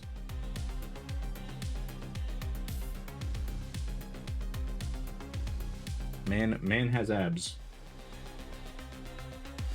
So these are the older generation Stormcasts, the pre-Thunderstrike armor as they call it. So the proportions aren't quite as good as some of the modern ones. They're a bit chunky, but I kind of don't mind it. The big problem for me has always been the helmets. I'm not a fan of the Death Mask helmets. They just look boring.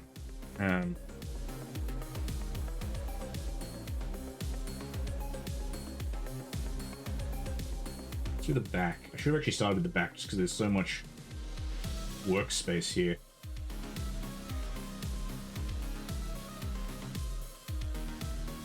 Nice.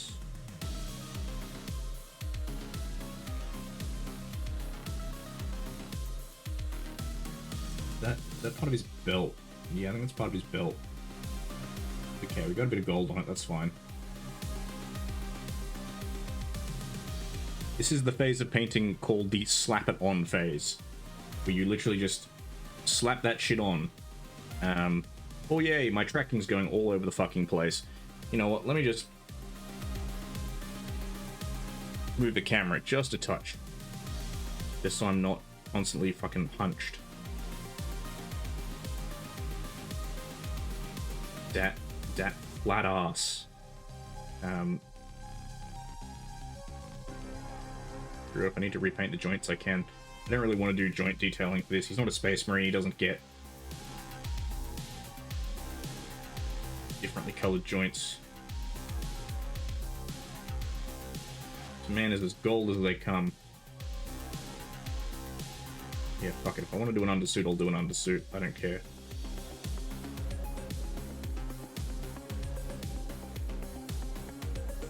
Yeah, the rigging's still freaking out. Jesus.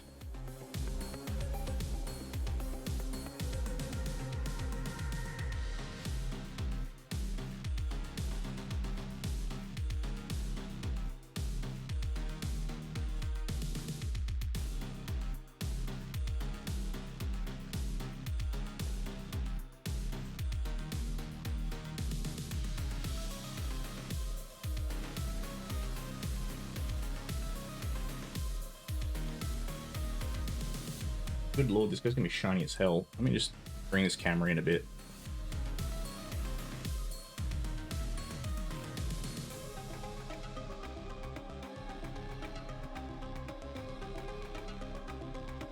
Once again, I probably shouldn't paint on stream. I never talk when I'm painting.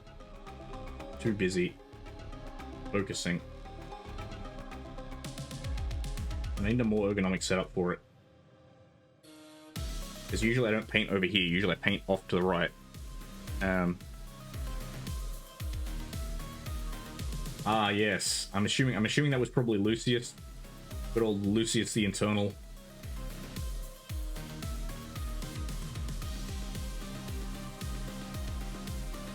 One of the greatest assholes of both the 41st and 31st millenniums. Yeah. Good old Lucius. One day he'll be useful again.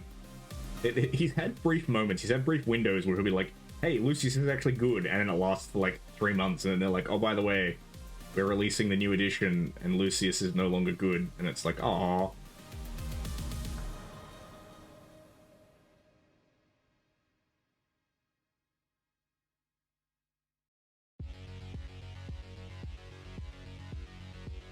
Yeah, no, Lucius has always been an interesting character. He didn't have a model for a long time. They introduced him in like 3rd edition. He didn't get a model to like 5th. Also, my tracking is still going berserk. I really should just... You know what? I'm taking the model away. No model for you.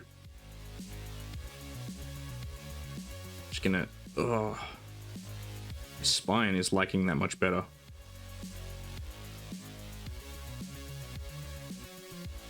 One day I'll have a proper setup for hand cams.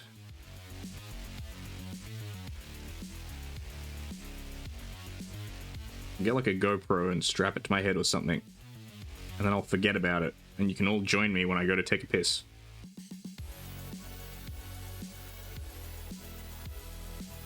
Cool.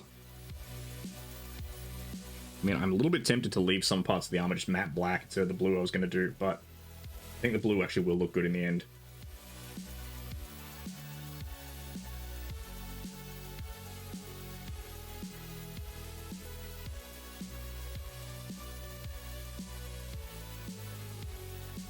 Exactly.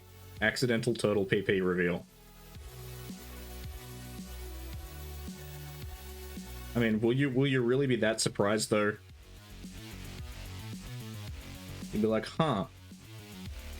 I mean, I always expected Ando to be hanging dong, but not that much dong.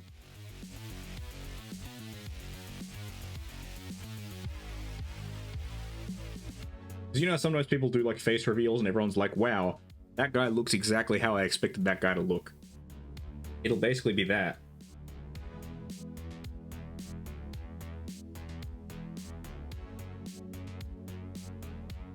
You'll be like, I'm surprised by how little I am surprised. Alright.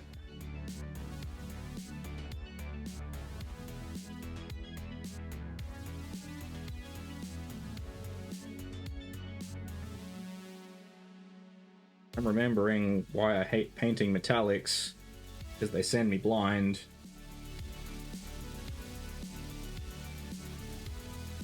I find them very hard to see because of the reflections.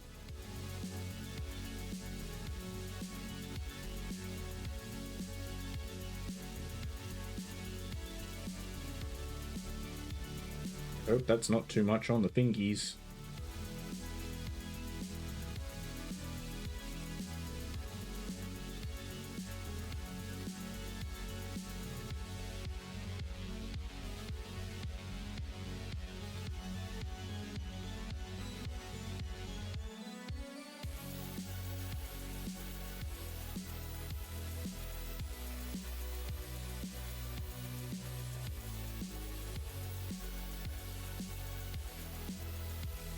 I could have painted the fingers as like more of a leather, but and they are supposed to be gauntlets, so oh, that's too much. Clean that out.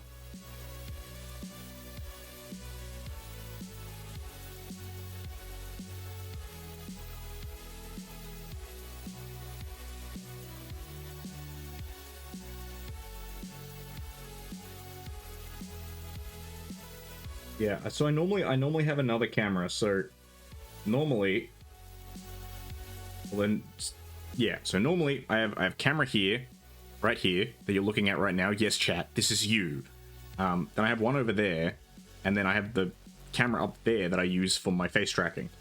And the thing is, I can't run 3 cameras at once because I get a USB resource not enough thing.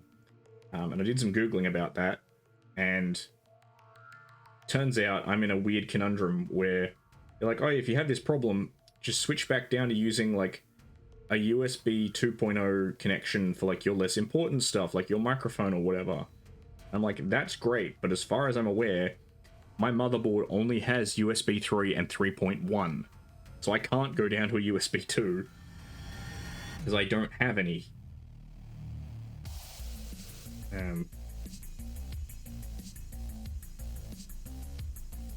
I cannot downgrade because computer too strong. So I don't know, maybe we'll find a solution one day.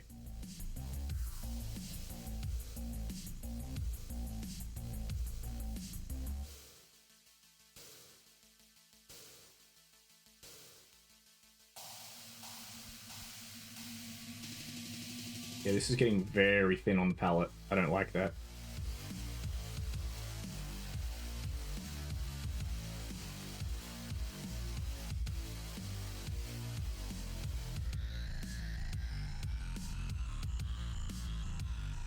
So I like to get at least a decent base coverage with my metallics, otherwise it can get very annoying trying to do more layers, because, oh god, it's doing streaking. I hate that. Particularly this Dark Star stuff, if it streaks in the early coats, sometimes for some reason it never wants to actually coat properly. Like, you'll keep putting layers over it, and it's just like, I'm still gonna be streaky.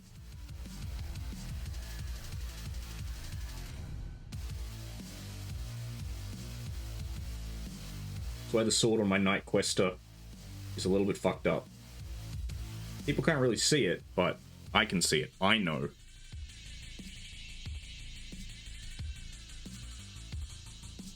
And that's all that matters. Alright. We shouldn't have attached this guy to his base, but that's okay.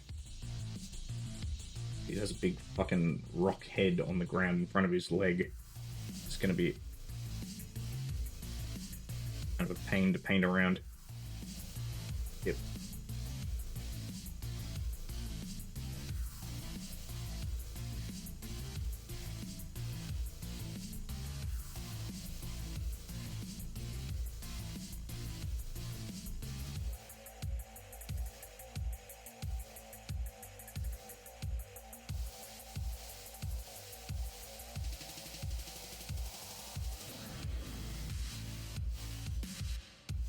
Tidy up a few little places, and alright, sweet. Oh, no, I gotta do the head, but more or less, that's what the gold base coats on this guy's gonna look like. And it's already looking shiny as fuck. See, look how glittery he is.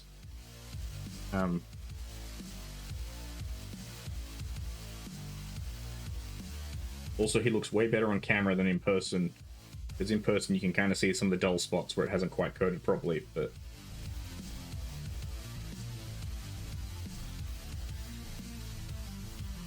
I love gold!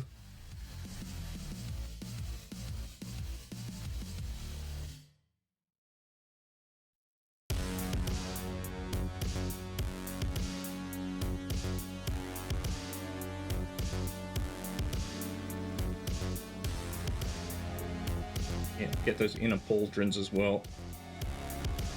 These are kind of older sculpts from the Underworld's range, so there's some areas where they are a little bit scuffed. Like, there isn't that much of a clear delineation between the inner and outer pauldrons, so it does get a little bit mushy.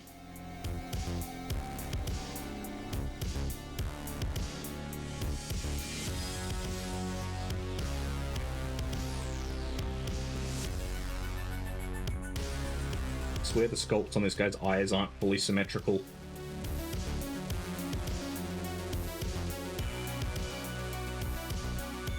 Does my head in just a little bit.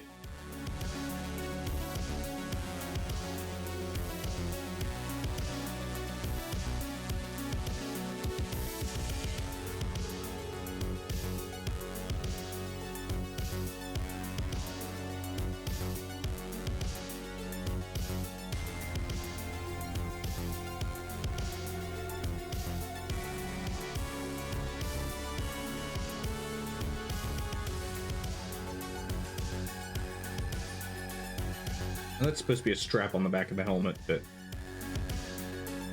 just don't care too much. Alright, there we go. I love gold! Alright, put him off to the side. You know what, I'll move him up in the order.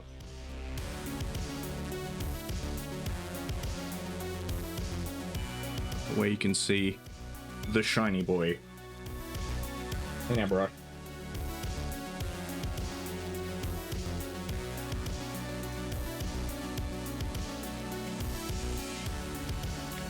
We put a little bit more antique gold on the palette.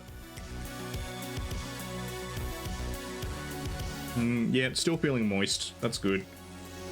Oh, actually. Nah, it'll be fine for now.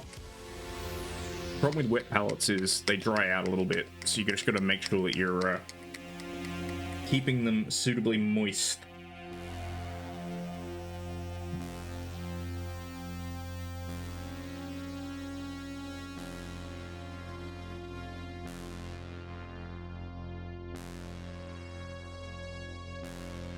Okay, let's back the camera out just a touch.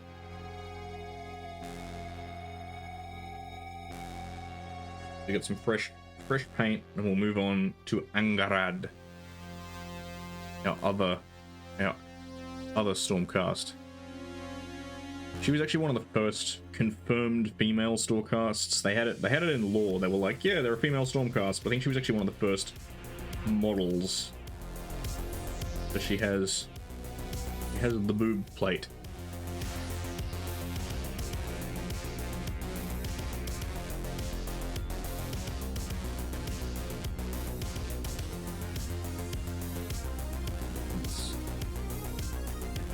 This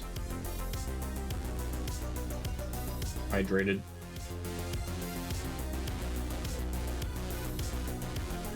The problem with some of these metallic paints is they're very thick out of the pot.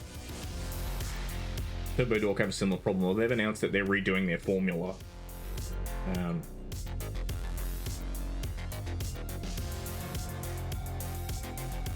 Get this thin down.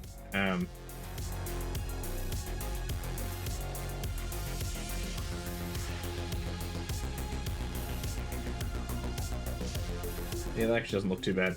Now Angarad's a little bit different, that she has a shield. We'll start with that. Once again, I'm holding it off camera.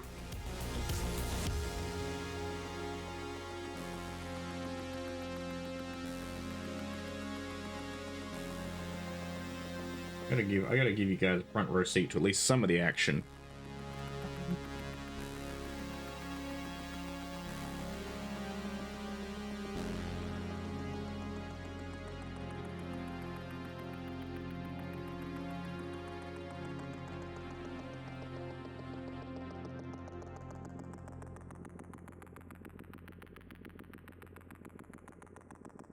Like this is still handling it because it's a little bit too thick. Yeah, okay, that's more like it. But yeah, some of these metallics can be a bit thick because they're loaded full of pigment. So in order to get that pigment to move, you need it in a kind of pretty viscous medium. I know it's an interesting time we find ourselves in. Because there are so many companies now that make paint for miniatures. And a lot of people talk shit about Citadel paint, which are a little bit justified. I think Citadel prices are a bit high. But a lot of people go like, oh, it's trash paint. It's not trash paint. It's fine. It is entirely adequate and serviceable. Are some of their paints annoying? Yes. Rakarath and Pallid Witch Flesh are like the banes of my existence. But for like most use cases, Citadel paint is fine.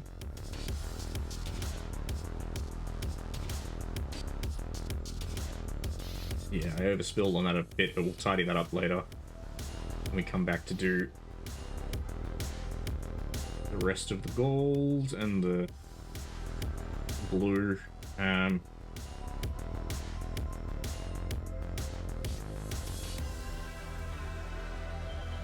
Yeah, there are so many paint companies now, because I actually just learned of one today called like Instar or something like that. And their paints look really good, but they're not for me. They're for people who are really, really good painters who know color theory and do color mixing.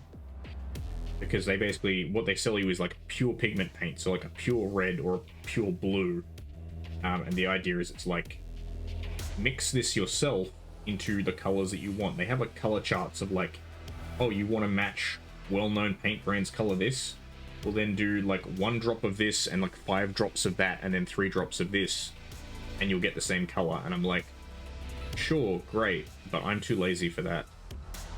And I'm not enough of a psychopath painter that I need my paints to be, you know, extremely high quality. I'm happy for good enough.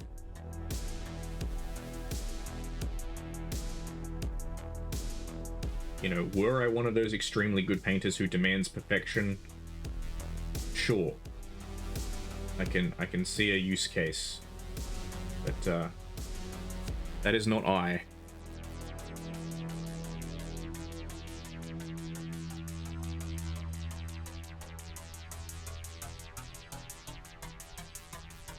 I have overthinned this a little bit. Alright, now we paint the abs.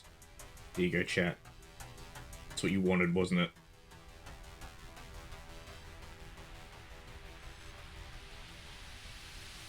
I really liked the novella for Shadespire. So this warband are from the original Underworlds release, Shadespire.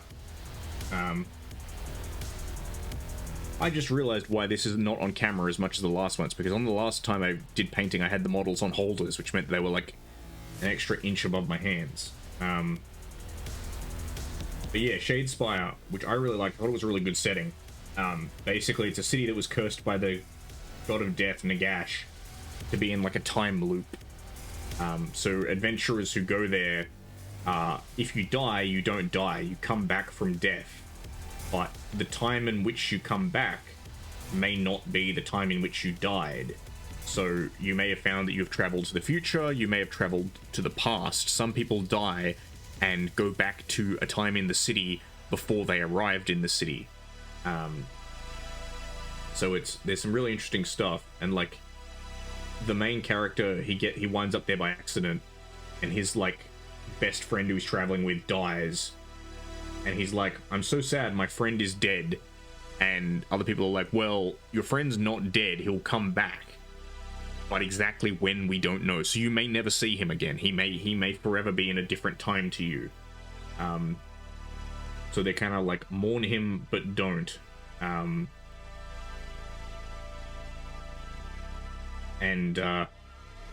it's a really interesting story. I like it because the main character is kind of a mercenary. He's not really, I would say, a good or a principled person. He kind of fights for loot and profit. But he winds up getting stuck in the Shadespire by accident. He wasn't actually looking to get in there. He just showed up by accident. And it's a very interesting story in that regard, particularly in regards to the Stormcasts and Angarad in particular, who I'm painting right now, because the warband she's part of, Steelheart's Champions, led by this dude Gabriel Steelheart, they're all like simps. They're all like, we love Sigmar, you know, we come here to serve the God King and to do, you know, his work and to protect humanity and stuff. So there's a couple of moments where Angarad is like talking to the main character and she's like chewing him out. She's like, why are you so selfish? Like, why can't you do what I do and like realize that this is for the greater good and that like you should help Sigmar because he's the lord of humanity and you know will make the world a better place. And it's great because the main character just fucking chews her out in return. And it was something that I felt that the Stormcasts really needed, of being taken down a peg or two. Because when they were first released, the whole Stormcast thing was kind of boring. Because it was just like, hey, if you die, you get to come back to life. There's no real consequences to your dying. And there's a moment where Angerad's like, hey, like, why are you so selfish? Like, why wouldn't you sacrifice yourself for a worthy cause? And the main character's like, hey, fuck you. It's all good and well for you as a Stormcast to talk about sacrificing your life. You know, you have weapons and armor forged by the God King for you, and you can't die. Like, you can sacrifice yourself any day of the week, and you will come back. He's like, I'm a human. You know, I don't have any of that magical shit. If I die, I am dead, right? You know, if I die a horrible death, I die a horrible death, and that is the end of it, right? So, like, you know, sure, noble sacrifices and stuff, good for you, Stormcast, keep it. But I'm just a dude. You can't expect us to live up to your standards. And I thought that scene in particular was just fucking phenomenal. I think it really called out, I guess, a lot of the hypocrisy of the Stormcasts. Although I'll admit, Stormcasts have become more interesting characters as time has gone on. Whoop, don't want to tear that. This is the thing. Painting lesson for those of you who've never painted before. Different paints have different amounts of work time, so once you've got them on the model, they're wet and you can push them around for a bit. Once they start to dry, do not go over them. Don't try and rework them until they're fully cured. The reason for that is that paint comprises of three things: a pigment, a medium, and a binder. In acrylic paints, like what I'm using right now, the binder is usually latex, and the medium is... it's usually water with some other stuff mixed in. It's usually water with a flow agent. And then the pigment's the color. Now, the binder is what sticks the color to the medium, in this case, the models. And so it's latex. And if it's starting to cure, if it's starting to stick, and the medium is evaporating, you're creating a very, very thin layer of latex. If you try and move that before it is fully cured, it will tear, and it will create, like, weird texture on your model. It'll create little ripples and crimples. I'll see if I can find some. I know I have some on the other Stormcast where I fucked up. So if you're not careful, it'll create, like, little, like, bubbles and dips and shit. Or even worse, it'll actually rip the whole layer off, which can absolutely trash a paint job. So instead of trying to fix it all at once, any areas where I've kind of fucked up a bit, I'll just go back later and give it another coat. I mean, as the Lord Duncan Rhodes decreed, 2 thin coats anyway.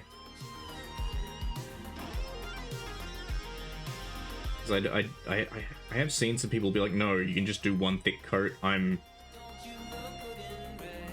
dubious in a lot of cases. You can do 1 thick coat with some paints, but I feel like generally you should try and get thin down as much as possible. Have a good flow. Oh.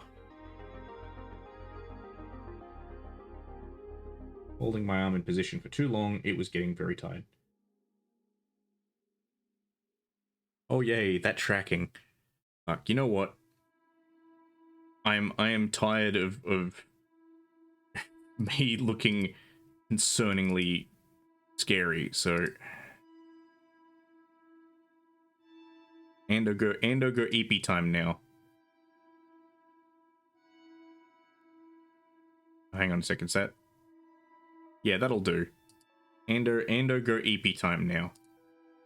Ando will Mouth will move, but rest of body will not. I'm sick of the head jerking around like that. I don't like it. I don't think it was much of a problem last time, but I think I was in a much better posture.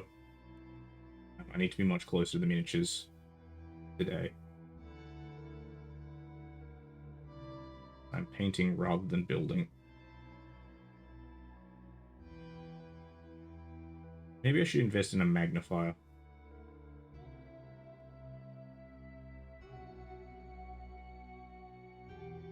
Maybe that will help me.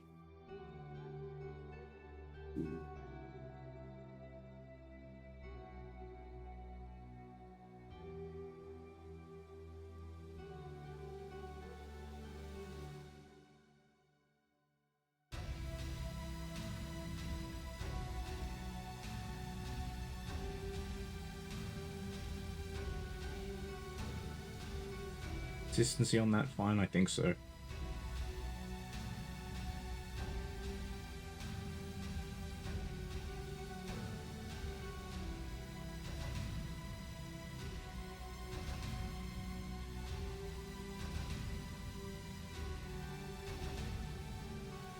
The thing is, like, thin coats are good. The thing is, you want consistency and still good coverage.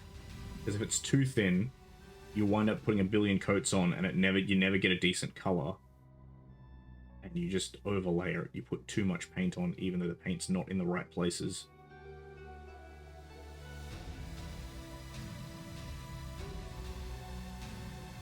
I have actually a decent example of that. This is a Legion Imperialis Rhino I painted that I put and get a decent focus on it. You can see how it kind of looks a little bit tacky and a little bit like gummy in certain places. It's because I put a little bit too much paint on it in certain areas. I was experimenting with it to try out some new techniques. I'd never used contrast paint before, so that was part of it. I learned that, yeah, you do still need to thin contrast paints a little bit. Contrast medium. Essential. Very useful.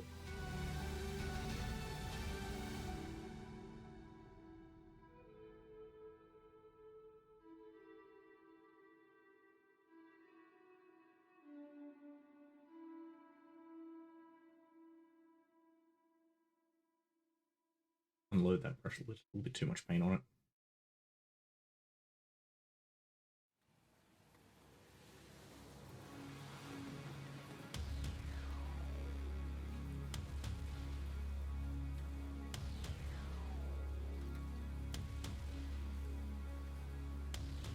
Probably should have left her shield off.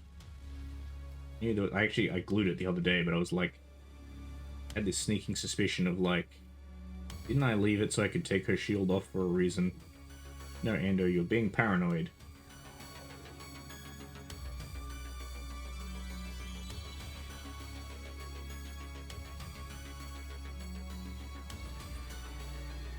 It's fine. No one will ever look under here anyway.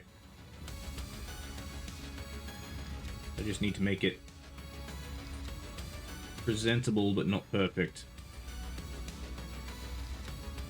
My mantra when it comes to painting. Unless you're painting a competition model, like, and this is the thing, I've kind of learned to appreciate this as I've gotten older, because when I was younger, I was very like, no, you have to do the due diligence, you have to paint every inch of the model. Whereas now I'm just like, hey, there are bits that people never see, people don't even look. Like, no one's going to take your model and hold it upside down and be like, hey, what's under here?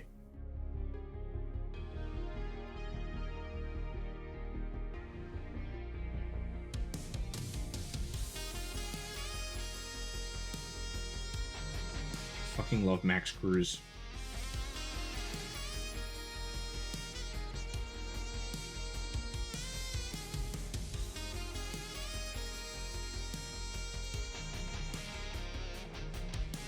Much like how earlier I was like, hey, if the Midnight ever want to work with a VTuber, I will jump at that opportunity, not that they will. Max Cruz, exactly the same. If I ever got the chance, I would be like, hey, would you like to make me some music?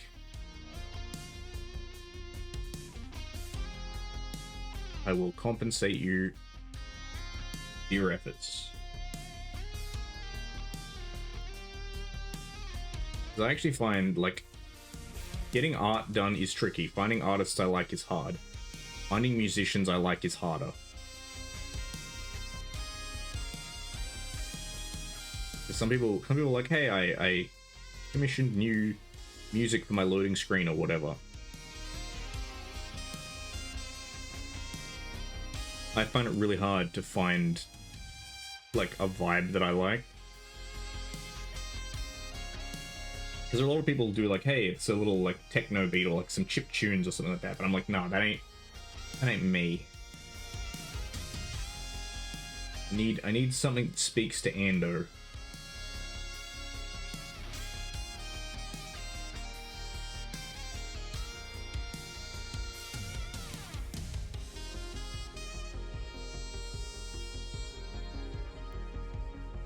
Alright, I think that is...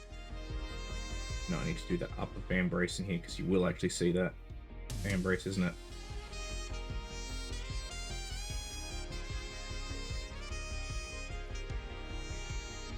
Shoulder pauldron.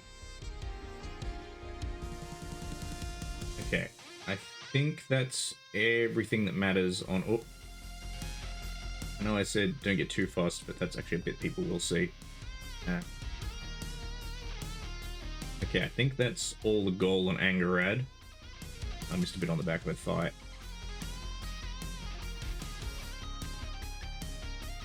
Okay, there we go. Angarad. All gold and sheened up. Shiny and chrome. Alright. Just gonna wash my brush out. You should wash your brush out periodically, because the paint that's on your brush will start to dry. If you're not careful, it will go goomy. It will goom up your brush. We don't want a goomy brush. No goomers in chat.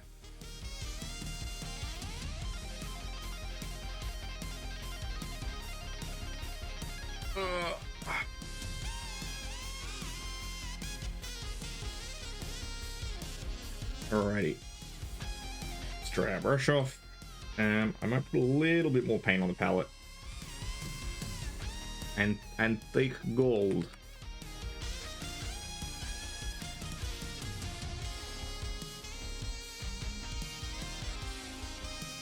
Took a little bit longer than I wanted to on some of the other stuff.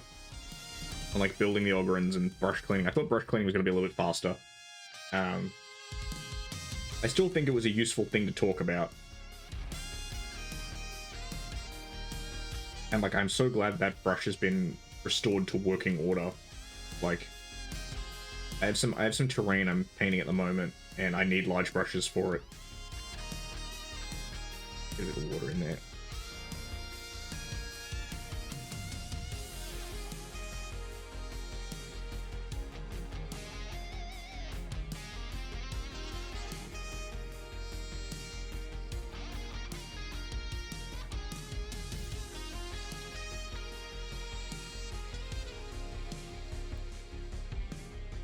I'm probably a little bit too conservative with my wet palette sheets sometimes. I try and fit too many colors on them, when really I should just throw them out and put more on, because I have like 50 sheets, so, and I've gone through like 4 in the year and a half I've had this thing. Alright. Senior Steel Heart. As you can see, I haven't fully put his pegs in. Oh, maybe you can't see it. Yeah, you see the bits of blue? Those are the pegs that put him in the base. I haven't stuck them all the way in, just because of the fact that he's got the cloak, which makes it a little bit hard to get under and do his tabard. It's one of the things that does annoy me a little bit about some of the older Stormcasts. Is they're like, here, have a tabard on the front and a cloak on the back. Now, how are you going to paint this? We don't know. We don't care.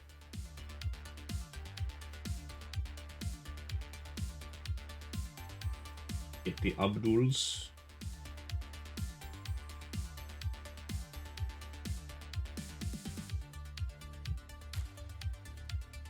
That's one that drives me absolutely insane. It's why I haven't painted them, is my Sisters of Battle Pentian engines. They have some bits in them where it's like, great. we're going to put like filigreed ironwork inside this machine. Good luck trying to paint it. Challenge level impossible.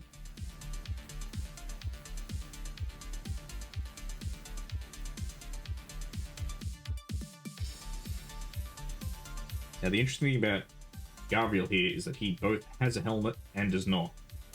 He's not wearing it, but he's carrying it.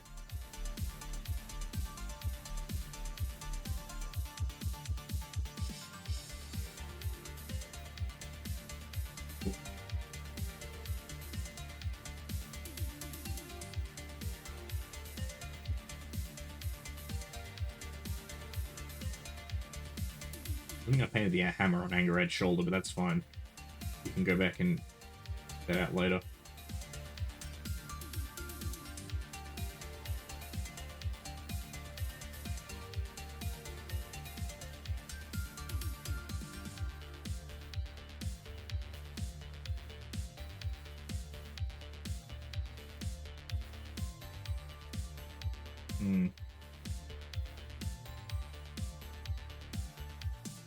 I'm wondering if my wet pallette's drying out.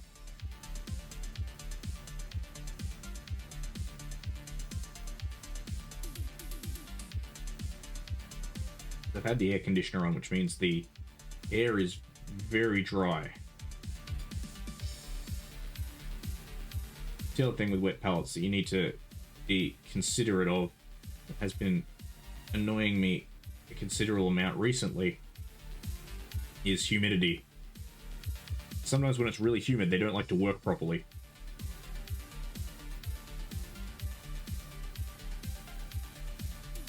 Because they work via capillary action, which is where water evaporates from it and then sucks water out from the sponge. If it's too humid, then water doesn't evaporate, so no water gets sucked up and through. Oh yeah, he's got the big fucked up lion. So he's got like a lion shoulder pad. I don't think you can see it. Maybe you'll see it more when it's painted, but a good example is this guy, this Night Quester, has you can see it. Got the lion on his shoulder pad.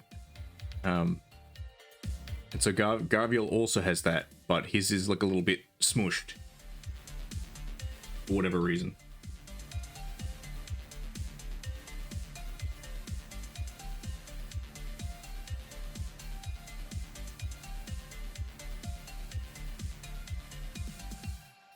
He's got the pug lion.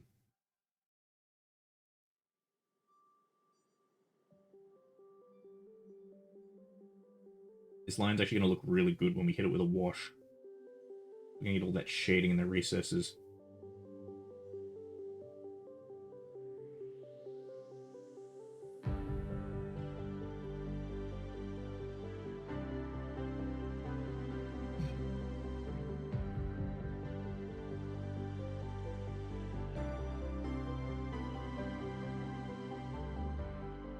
Right, now you can probably see the lion better.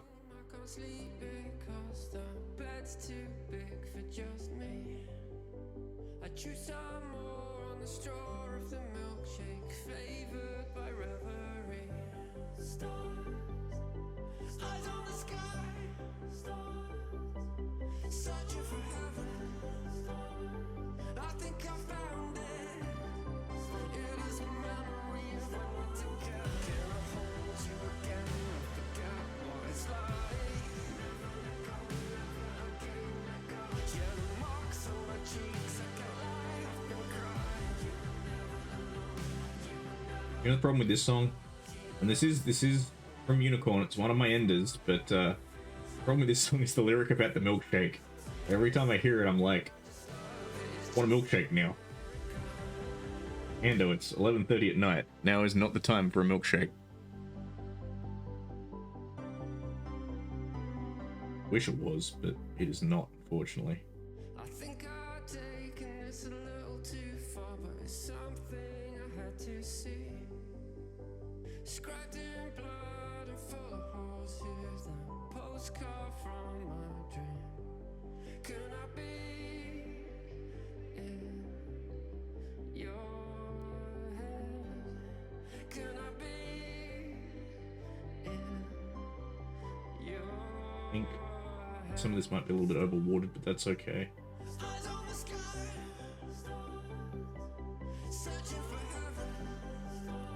Oh, I'm gonna need to fix those eyes. Give me a second.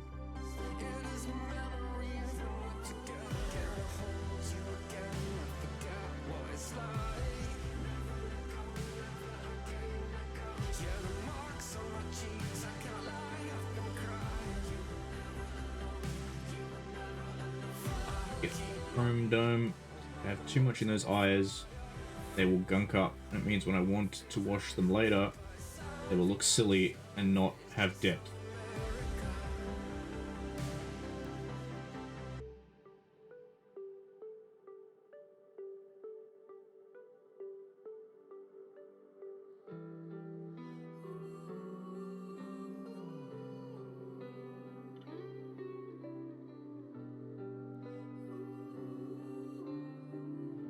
Yeah, I've overthinned this a little bit, but it's okay. Not like, you know, Garviel's supposed to be the leader of the unit or anything.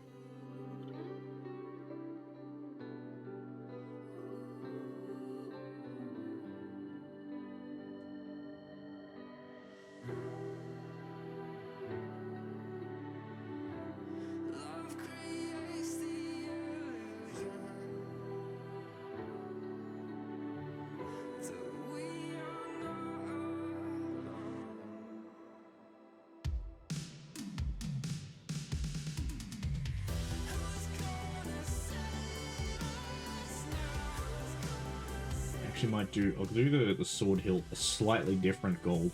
Ooh, fancy. No, that way we get a little bit of contrast.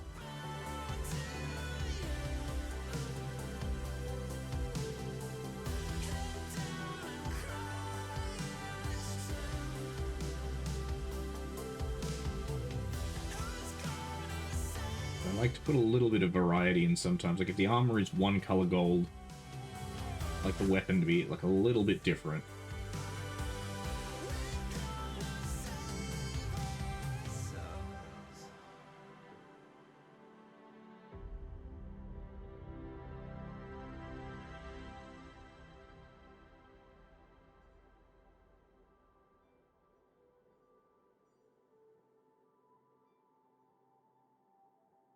Thingies. Rest of the gauntlet. Actually, let's get that armpit.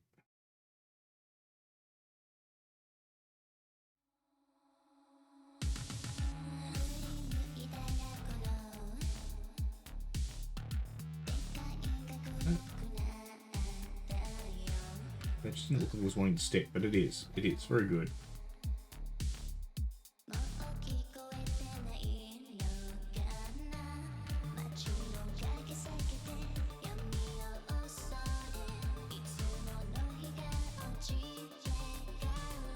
Did I do his back? Yeah, I did his back.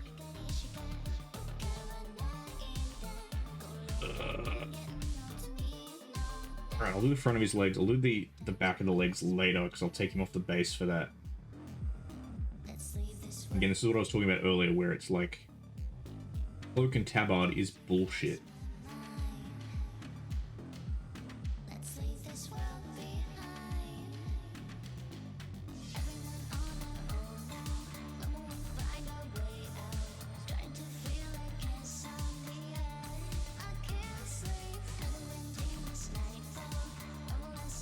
Let's get this knee plate. Again, I think this will look really good. Oof. If that formed a bubble, I don't like that.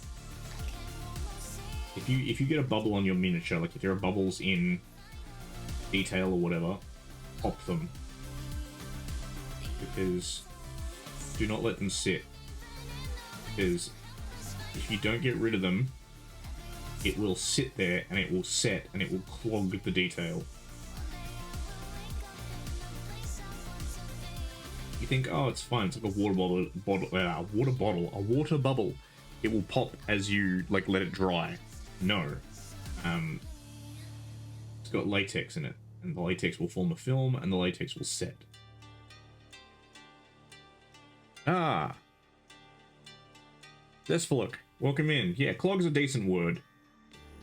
It's a very Dutch word. Welcome in. How you doing? I am painting some Stormcast Eternals. Hopefully you can kind of see it. They are very shiny at the moment and just kind of getting base coats on, so the black kind of absorbs a fair bit of the detail at the moment. Get some more color on. Yeah, it's a good word. I believe it's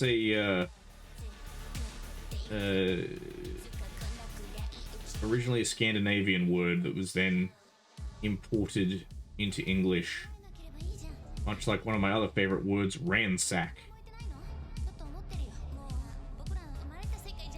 This foot filled out a bit. But yes, no, it's a good word, clog. It's very versatile. It's like it covers a lot of things. Like you can have a small clog or you can have a large clog, right? And it just seems to be like the amount of emphasis you put on the word kind of carries with it. It's like, oh, it's a clog, it's a little clog, or this, oh, it's a clog. It's a word that carries within itself sufficient nuance. Alright, where are we? Let's get that thigh plate, and then I think that will be the gold on Garviel done for now. I get, oh, no, I need the back of the helmet. Exactly. Exactly. The Dutch want everyone to be able to fold space. Actually, no, they want to be the only ones who fold space. Only the Dutch may monopolize the melange. I mean, that explains a lot. It explains why June has the orange Catholic Bible.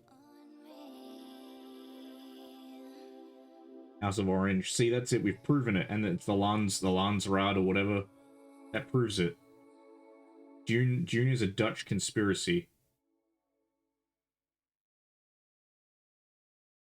Yeah, exactly. Han Solo would not have survived if Jabba the Hutt was Dutch.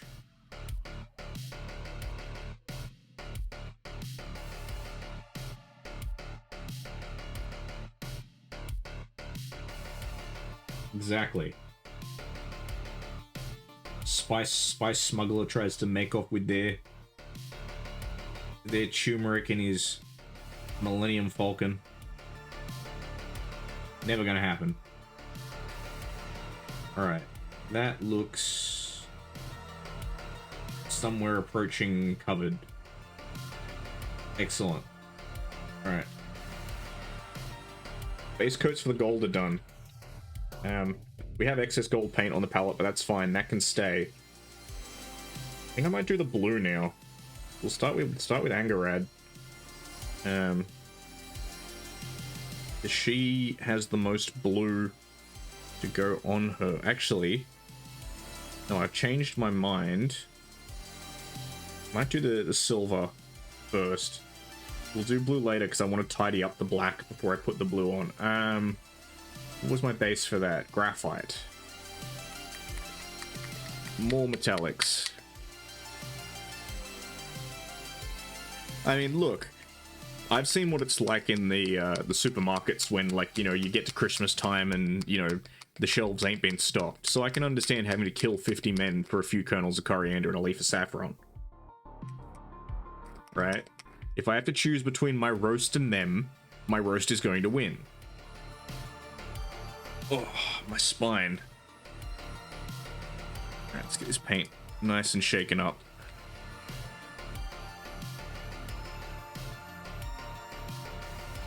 Consistency. Consistency is key. Alright, I'm not going to need anywhere near as much.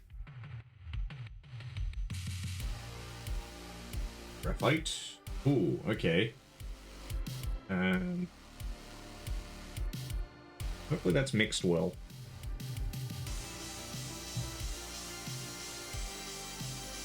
Give it a bit of a mix on the palette, but yeah, okay. That's looking better. Metallics tend to separate out a little bit sometimes, so you'll get these like streaks of like dark grey amidst your silver.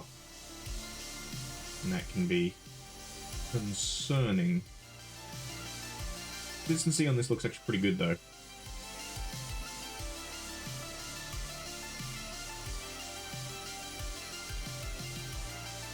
But let's start with Angerad.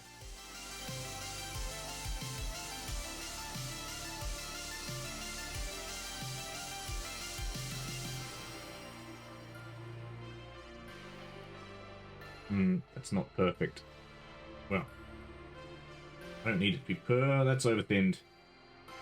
That's bad. That is bad. Get that out of there. That was too much water. This is what I was worried about. Silver is less forgiving than gold.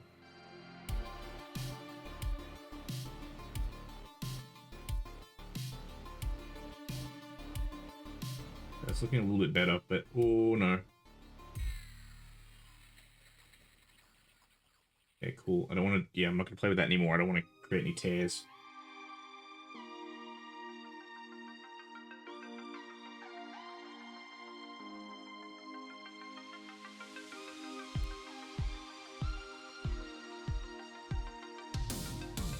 Yeah, this is going to need another coat.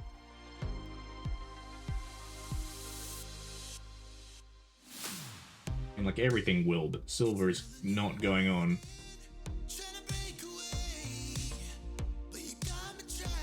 As friendly as the gold did. Make that silver as well. I don't need a gold. Halved.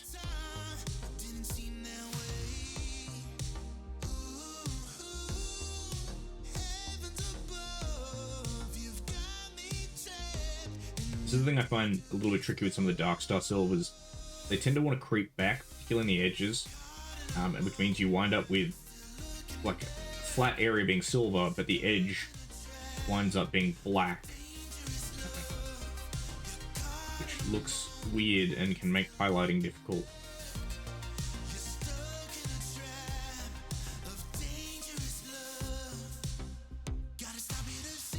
And actually, as I said earlier, I had to put quite a few coats on the sword on my Night Quester. I just put too many on.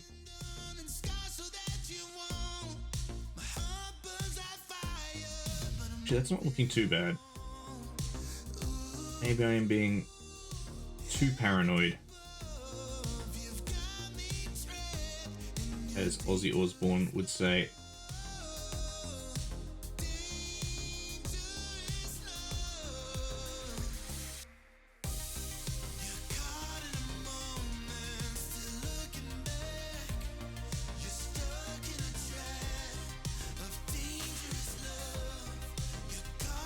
Okay, there's the hammer done. Still not great from every angle, but looks okay. Ah, Avatar, what are you doing?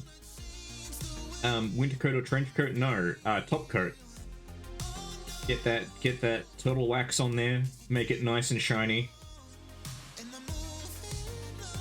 You know how I do. I'm all about that turtle wax. Let's do the scale mail. How you doing, Avatar? Welcome in. How is Monday for the Avatar?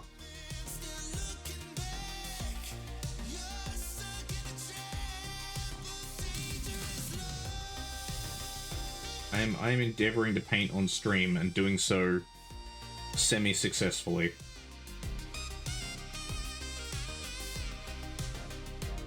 Wouldn't say well, but there is a camera and images are being sent to the internet. So, semi-successful.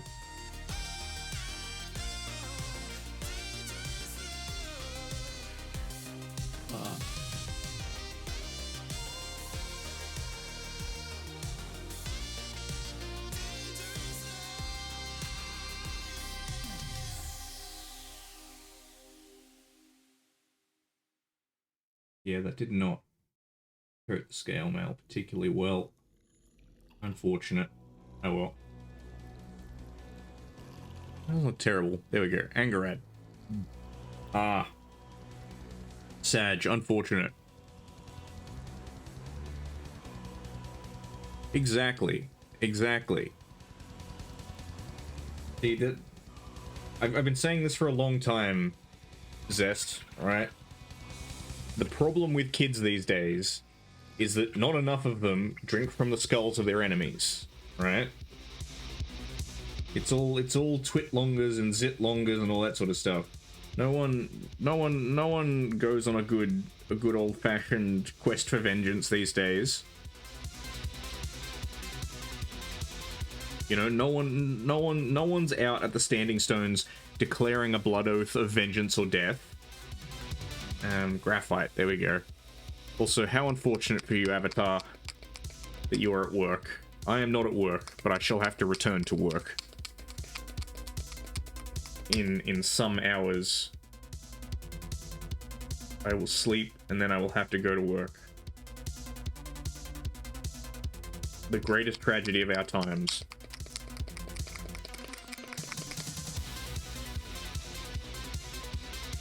Get a bit more graphite on the palette.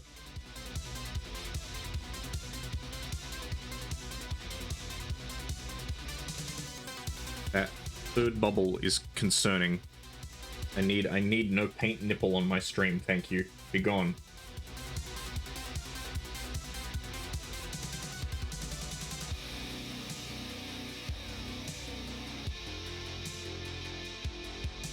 Put a little bit more water in.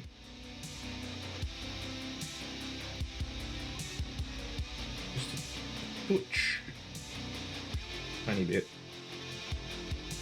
Little bit.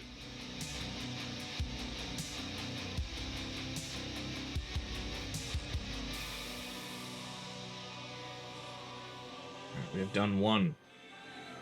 Now it is time for two. The Thicc boy. No, I don't want to do the I don't want to do the lettering on the hammer gold. I'll just do the lettering in silver.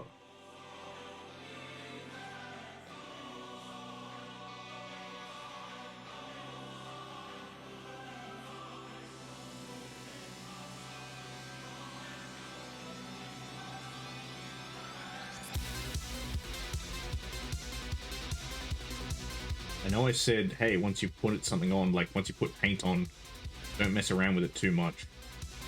I'm breaking that rule a little bit here just because I want to make sure that it settles evenly in all of the lettering.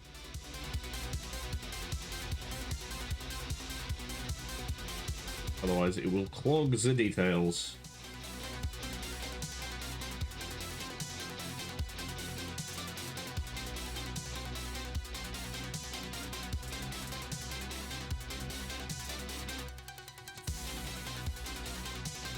That at least seems like a decent consistency though, so that's good. I'm an idiot, I should have used the hammer face first, because it's a nice flat area. There we go.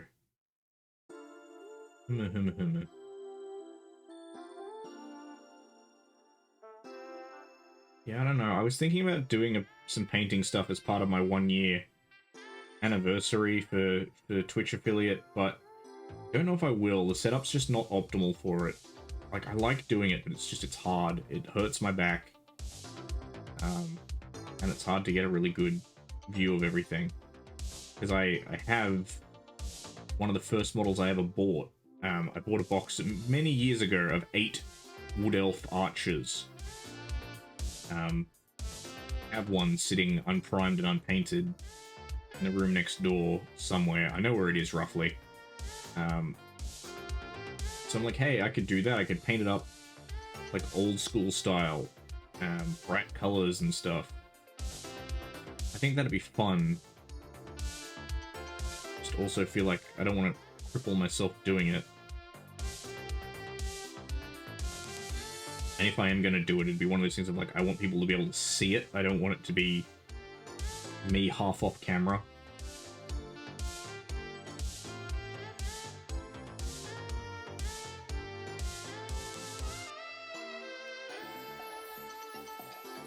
I do have some plans for the affiliate stream, sort of. I got some things I'll be showing off. I've got some things I want to talk about. I'm not going to do quite the same thing that some other people did. Like, Sin did kind of the clip show of talking about, like, here's my favorite clips from the past year, and here's all the things we did. I kind of want to more talk about where I'm going, why I'm going. Everyone's always asking, why is Ando going? No one ever asks, how is Ando going? Shaking my head.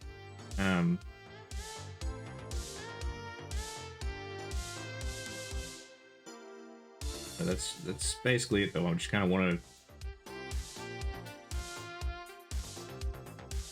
talk about why we do what we do and where we're going with it.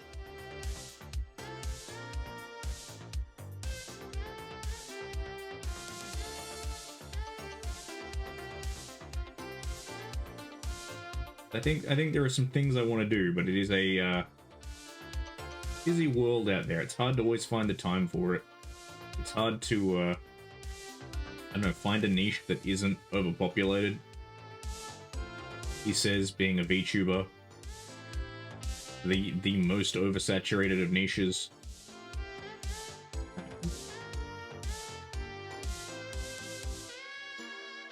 That's looking pretty nice. Like, we've got decent coverage on it. Obviously, it's gonna need more coats, but big hammer go bonk.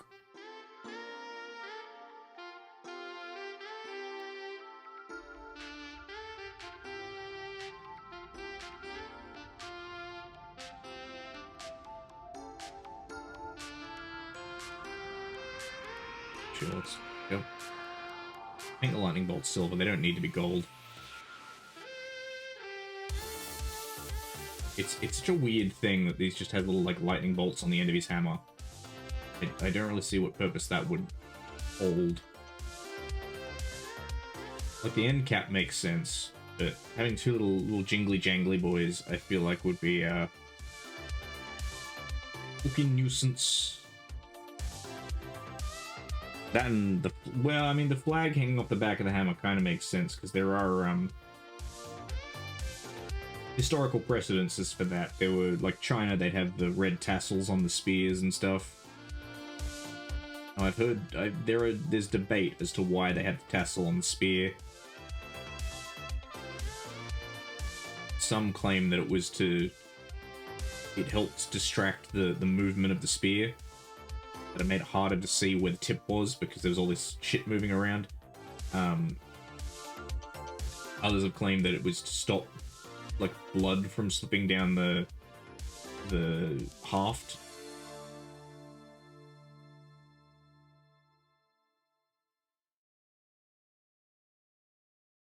I personally do not know, but I find the theories intriguing nonetheless. Okay, cool. You're done.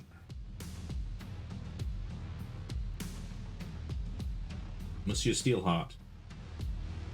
We meet again.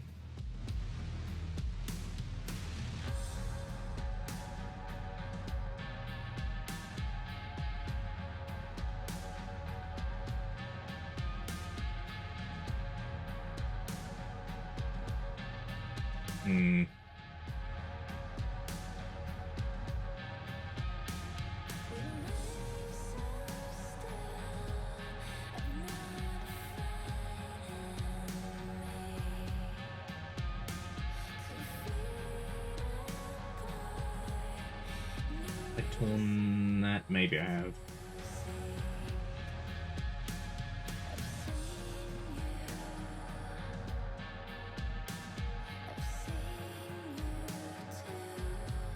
And predicting the work time of various paints can be difficult. Oh, that's going to be rough. I'm going to have to maybe redo the tip of that in black.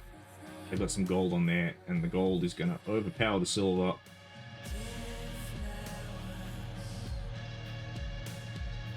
That's a sword.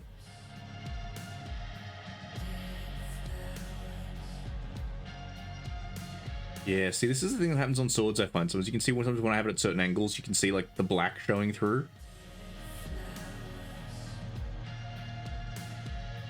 That's what I was talking about sometimes, where I was saying, like, it gets kind of streaky. don't know why it's always swords.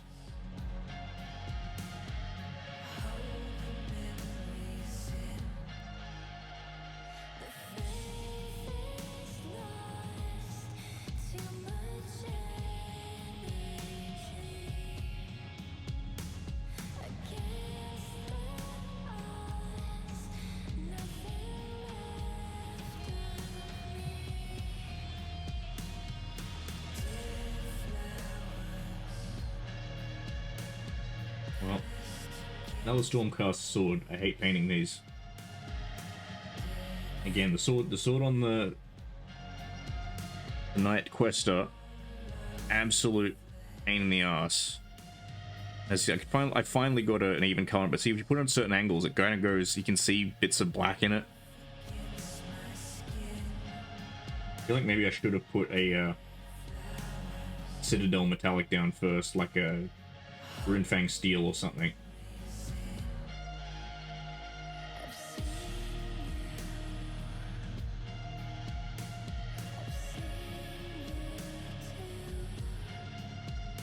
Stormhost silver probably would have been better, but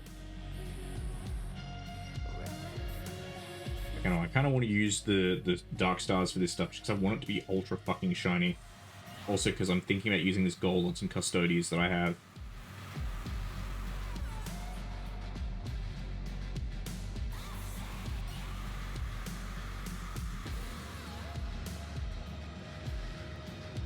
I'm not gonna lie, I'm pretty on board so far with the antique gold. The antique gold's looking really fucking good.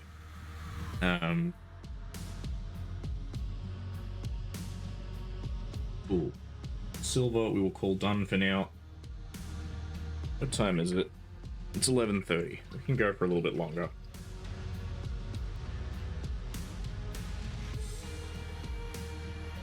Alright.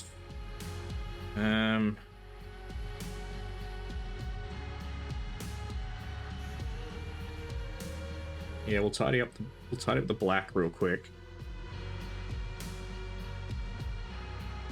We'll switch out for a brush that actually has a bit of points on it.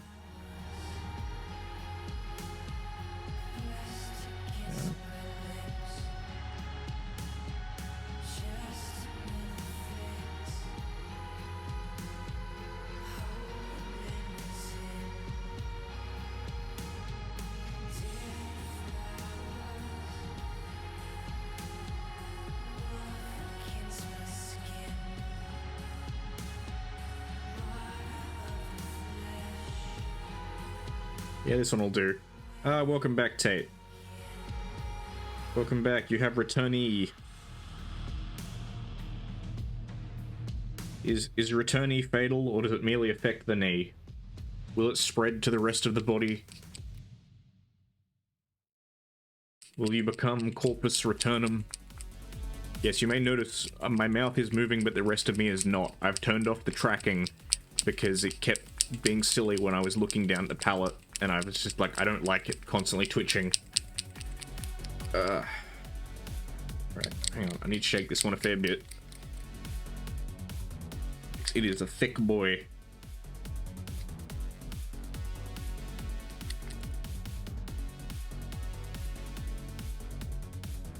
Okay. I could give it a bit more for good measure. I think we should be good to go though. Alright. Time for the bluest of blues. Don't be clogged, don't be clogged, don't fucking do it, don't be clogged. Oh, you son of a bitch. Alright. Give me uno secondo while I go and unplug this. I will send you all to the orb.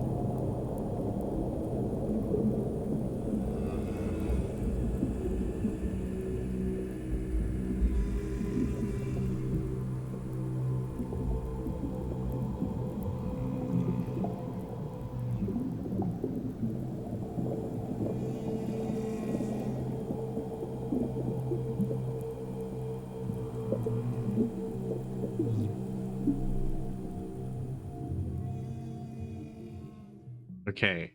Oop. I made myself dark. Yes, I clogged.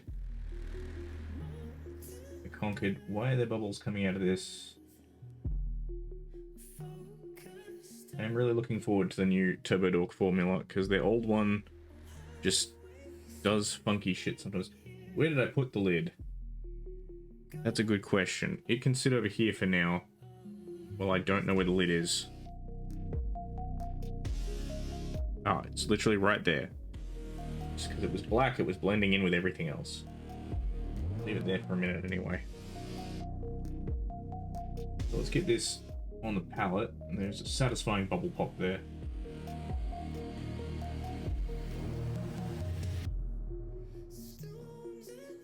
So yes, this is Cool Ranch. It is a very metallic blue. It's probably my favorite metallic blue because it's just very blue. Like the other one, the Darkstar one is good, but it still has a bit of silver in it.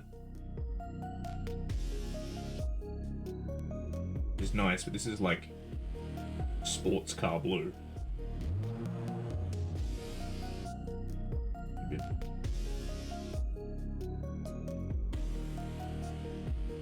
In here. I'm feeling like maybe I didn't mix this enough, but that's okay. Again, like I said earlier, that the Darkstar paints are thick. The Turbo Dork stuff takes Thicc to a whole new level.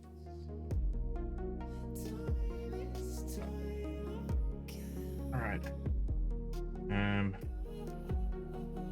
No, that's right. I was stupid, wasn't I? I was gonna put black down first.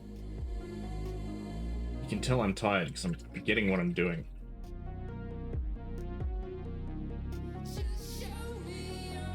That's fine, that can sit on the palette and hydrate for a bit. There we are. Pro-Acryl, Coal Black. I think Pro-Acryl paints are good. I think they're a little bit overrated. Everyone goes nuts for them. They're good. They're expensive, they're fine. I do think they suffer from some of the other high-end paint problems of they're targeted at people who know how to fucking paint, so they're like, hey, here, have like a basic red, a basic orange, a basic yellow. They don't give you a lot of variation because their expectation is like, oh, you know how to mix paint. You can make all the shades you want. It's like, well, some of them, yeah. And also, I think their signature series are not worth it. So they've done the base series, which are great. Like, they're all good paints. But they did some signature paints, which were like, they got people who are well-known painters and were like, hey, what colors would you really like? They did them as like a signature series. Have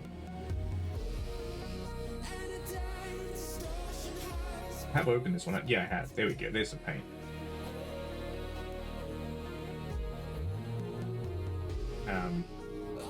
So they did some like custom ones where they're like, hey, here are colors, you know, that well-known YouTube painter would like to see. The thing is, a lot of these guys have very specific styles, and so the paints that they ask for were like, yeah, give me a, you know, sepia or whatever. Which, again, if you're trying to replicate their painting style, probably useful. But for the general user, like, one guy's thing was like sepia, a weird pale green, and like a gray or something, because again his whole thing is like he does weird like cold highlights with like blue-green colors and stuff, which again, it's impressive, but for most painters not particularly useful. But I will say Proacryl Coal Black, probably one of the best black paints on the market. Citadel Abaddon Black is fine, but it has nowhere near the coverage. Black Legion, the Citadel contrast paint, very good, I think. Very good coverage for the flow it has.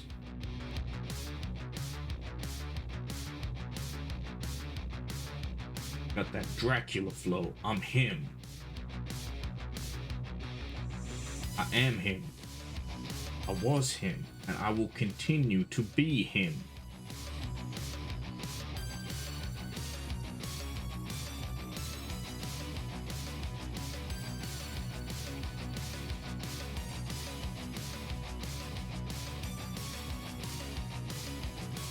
Got my DNA results back. 100% Himalayan.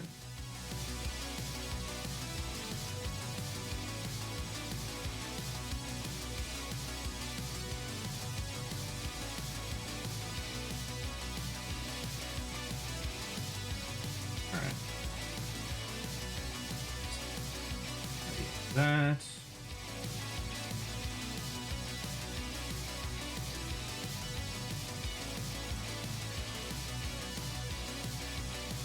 Yeah, Coal Black's kind of funky because it's a little bit opaque, but you give it a little bit more of a push around and it's like, oh, cool. Yeah, I'll just move my pigment to where you want it. I'll just move that to where you want it to cover that up. Dries really fast too. Very matte though. It's one of the slight gripes with the Proacryls is they are very matte, and I prefer a slightly satin finish. Even though I usually do varnish with matte varnish when I'm finishing out a model, which is so rare that it basically never happens because I'm a bit like Monet, not necessarily a good painter, but I'm like Monet and then I never finish things. I'm like, no, this is still an ongoing project. Yeah, I started painting it 10 years ago, what's it to you?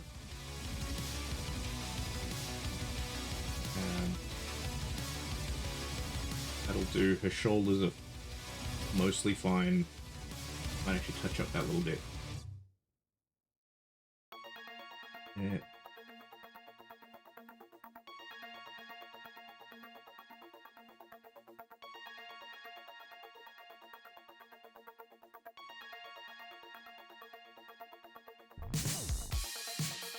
I know they say you should paint a model from the inside out. They should paint from the deeper points out, but I don't know, I've never fully subscribed to it. Wait for Anger Ad to dry and we'll just do a little bit of Garviel.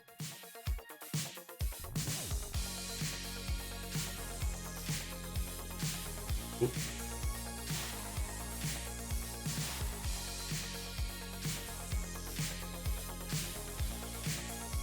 Interesting how much difference you can get in black paint, because this is the black undercoat versus the coal black. And you can see like that kind of slight difference in matteness.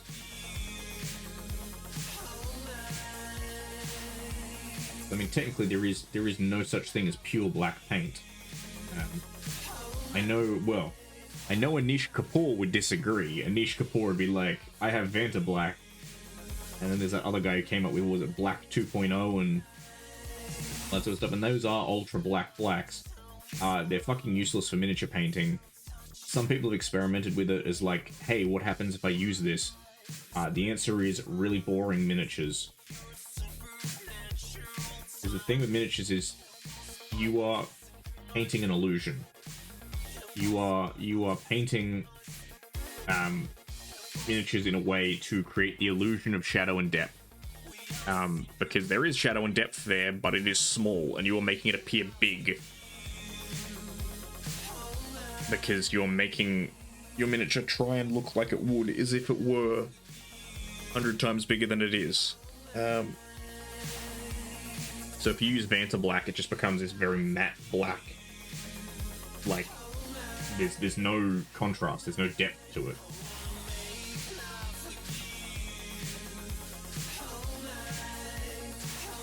So Anish Kapoor can keep his Vanta Black.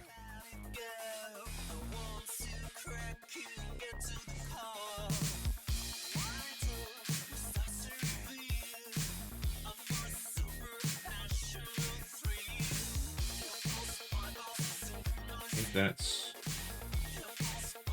mostly good. Oh, there's a little bit. There's a little bit. The shoulder pad's fine. Let's kick off with Anger Red. Pull that black out of that brush.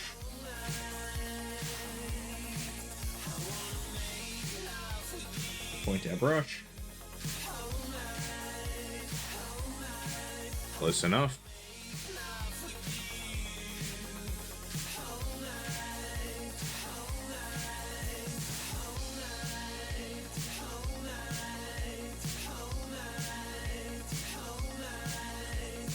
A little bit more water in.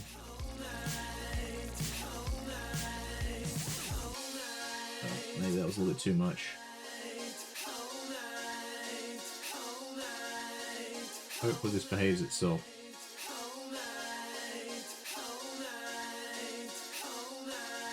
Ah, it actually is. So, Joyous Frabjous.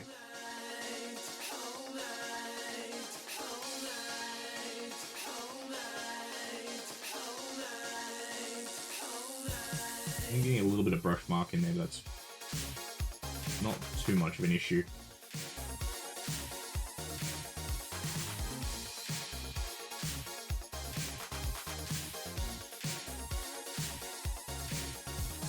Yeah, let's get on camera.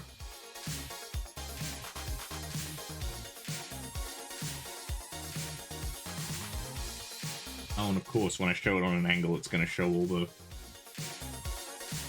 dull spots, but it's not fully coating.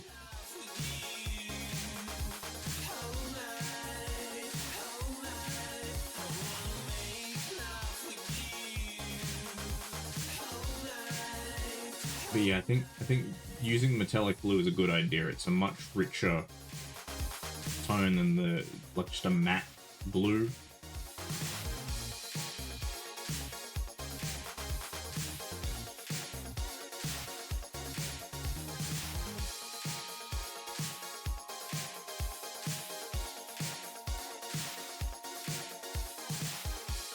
Might take a couple of coats to get it even, but at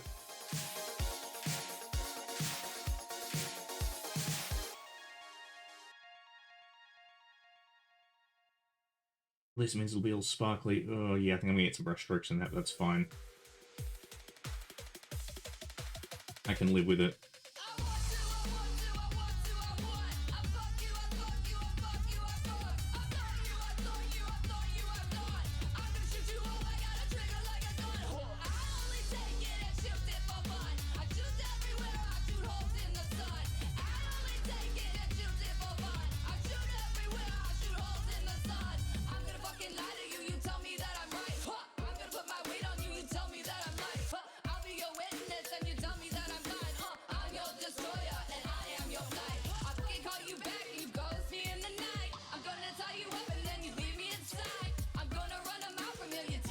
Yeah, okay, that looks really...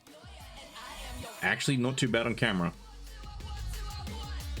Shiny AF. Let me see. Take the white out of it. Yeah, that doesn't really help. Alright. Enjoy the free flashbang.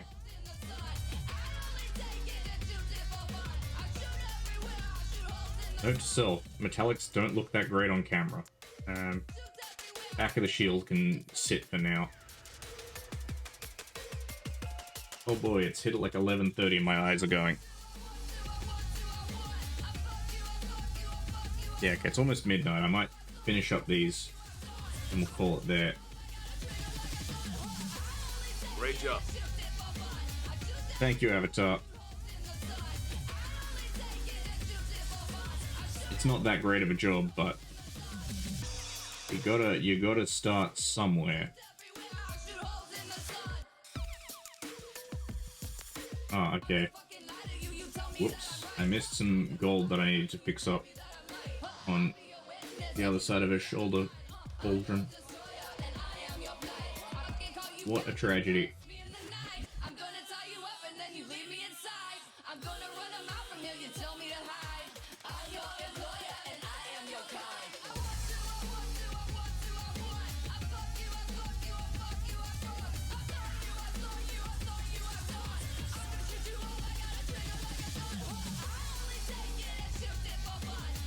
I think if we hadn't had our detour into other matters at the start of the stream, I think I probably could have gotten all the base coats finished on this. I want to do the handle, like the haft of the hammers and like the tabards and stuff in red.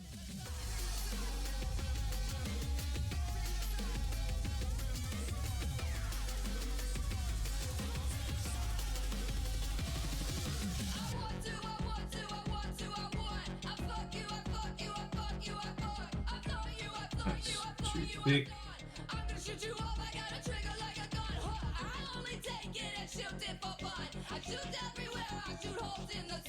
Extra thick.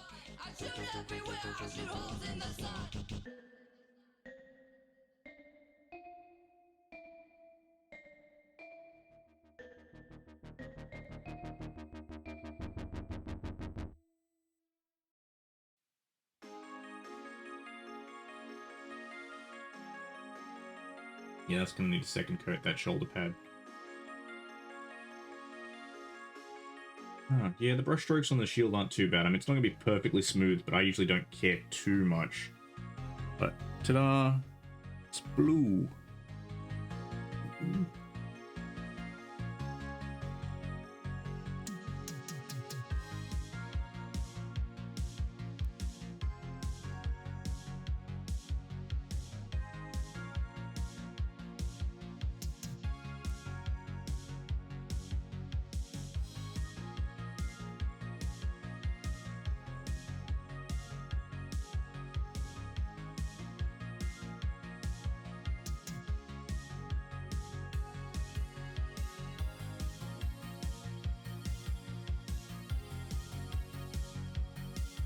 A bit more on the palette.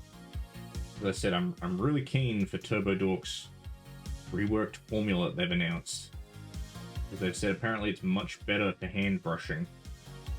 It's ideal for me because I don't have an airbrush. I probably will not for the foreseeable future because I don't have a space to use it.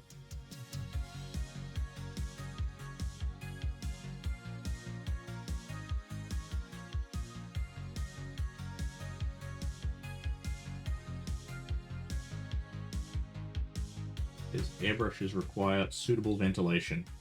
Ow, literally just stabbed myself in one of those lightning bolts.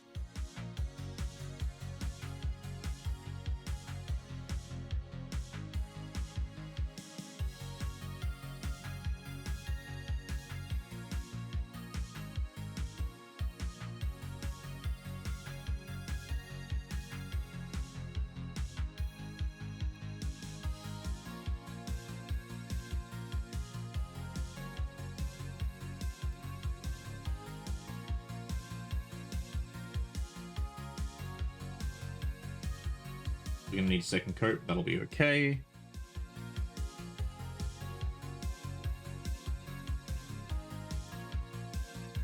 shoulder guard.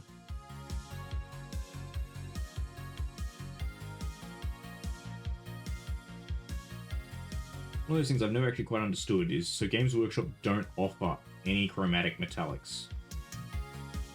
They don't have any, like, they have the basics, gold, silver, stuff like that, but they don't have any, you know, metallic red, metallic blue, or anything like that. And an increasing number of companies have started offering them. And I think part of the reason why they never did was because it seems like they are more expensive pigments. But it always just surprised me that they never quite did it. Like, would have thought they would have at least offered one or two.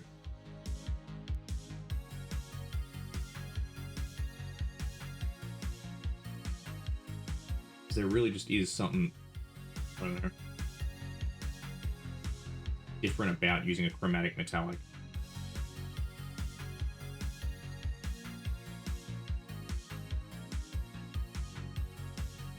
And like, historically they've been like official GW color schemes with chromatic metallics in them. Classic examples are Heresy Era Thousand Suns, Alpha Legion, and Lunar Wolves. Thousand Suns being a metallic red, Lunar Wolves being metallic white, and Alpha Legion being a metallic blue-green.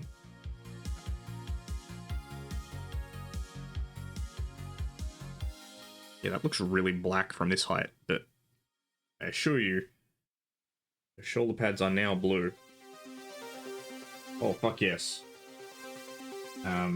This is Ghost Walker, I think. I love this track. Which one is it? Is it...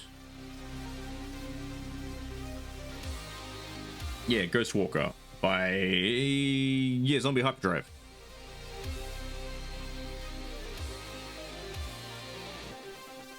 Great track to close the night out.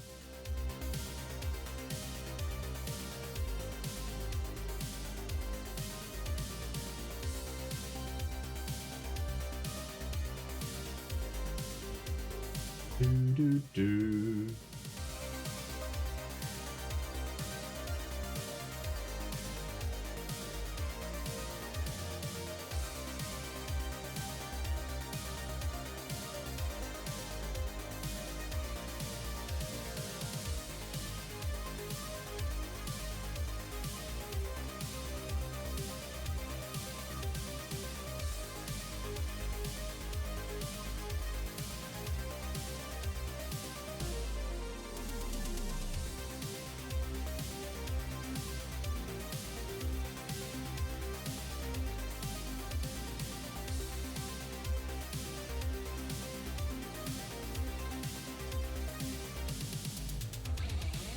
Is this in it? I can't remember. So I was watching Captain Laserhawk recently.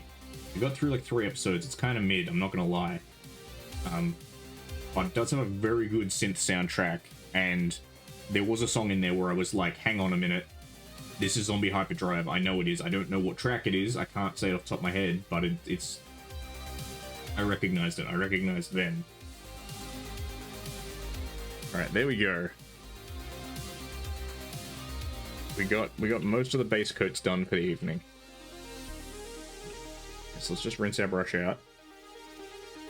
Get all that blue out of it.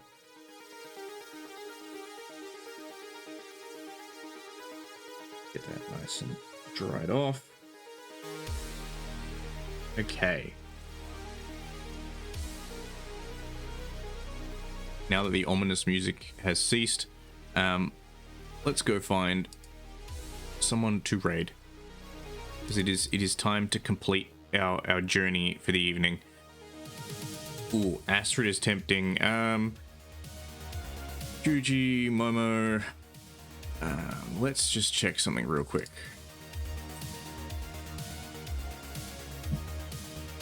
Who's Warhammering?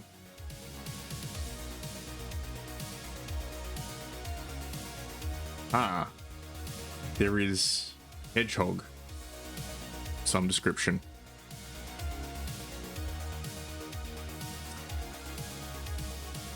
Okay, no, I think what we will do, these are the difficult choices. The difficult choices of whomst to raid. I think Astrid's just starting. We will raid Momo. I will just hit the mute real quick. We'll go over and see her. I followed her recently thanks to Sin. She's very cool. They do the art. Where are my buttons? I cannot find the raid button. All right, I'm gonna send you over to Momo to the tea house. Yeah, Momo Ludon. All right, I'm gonna send you over there. We'll be back tomorrow. Probably not painting tomorrow. We'll probably be doing, I don't know, maybe Cyberpunk. Maybe we'll get back into Cyberpunk. I don't know, or Shipbreaker. These are the difficult decisions that I have to make. But anyway, I'm a cease ventriloquizing in my static position.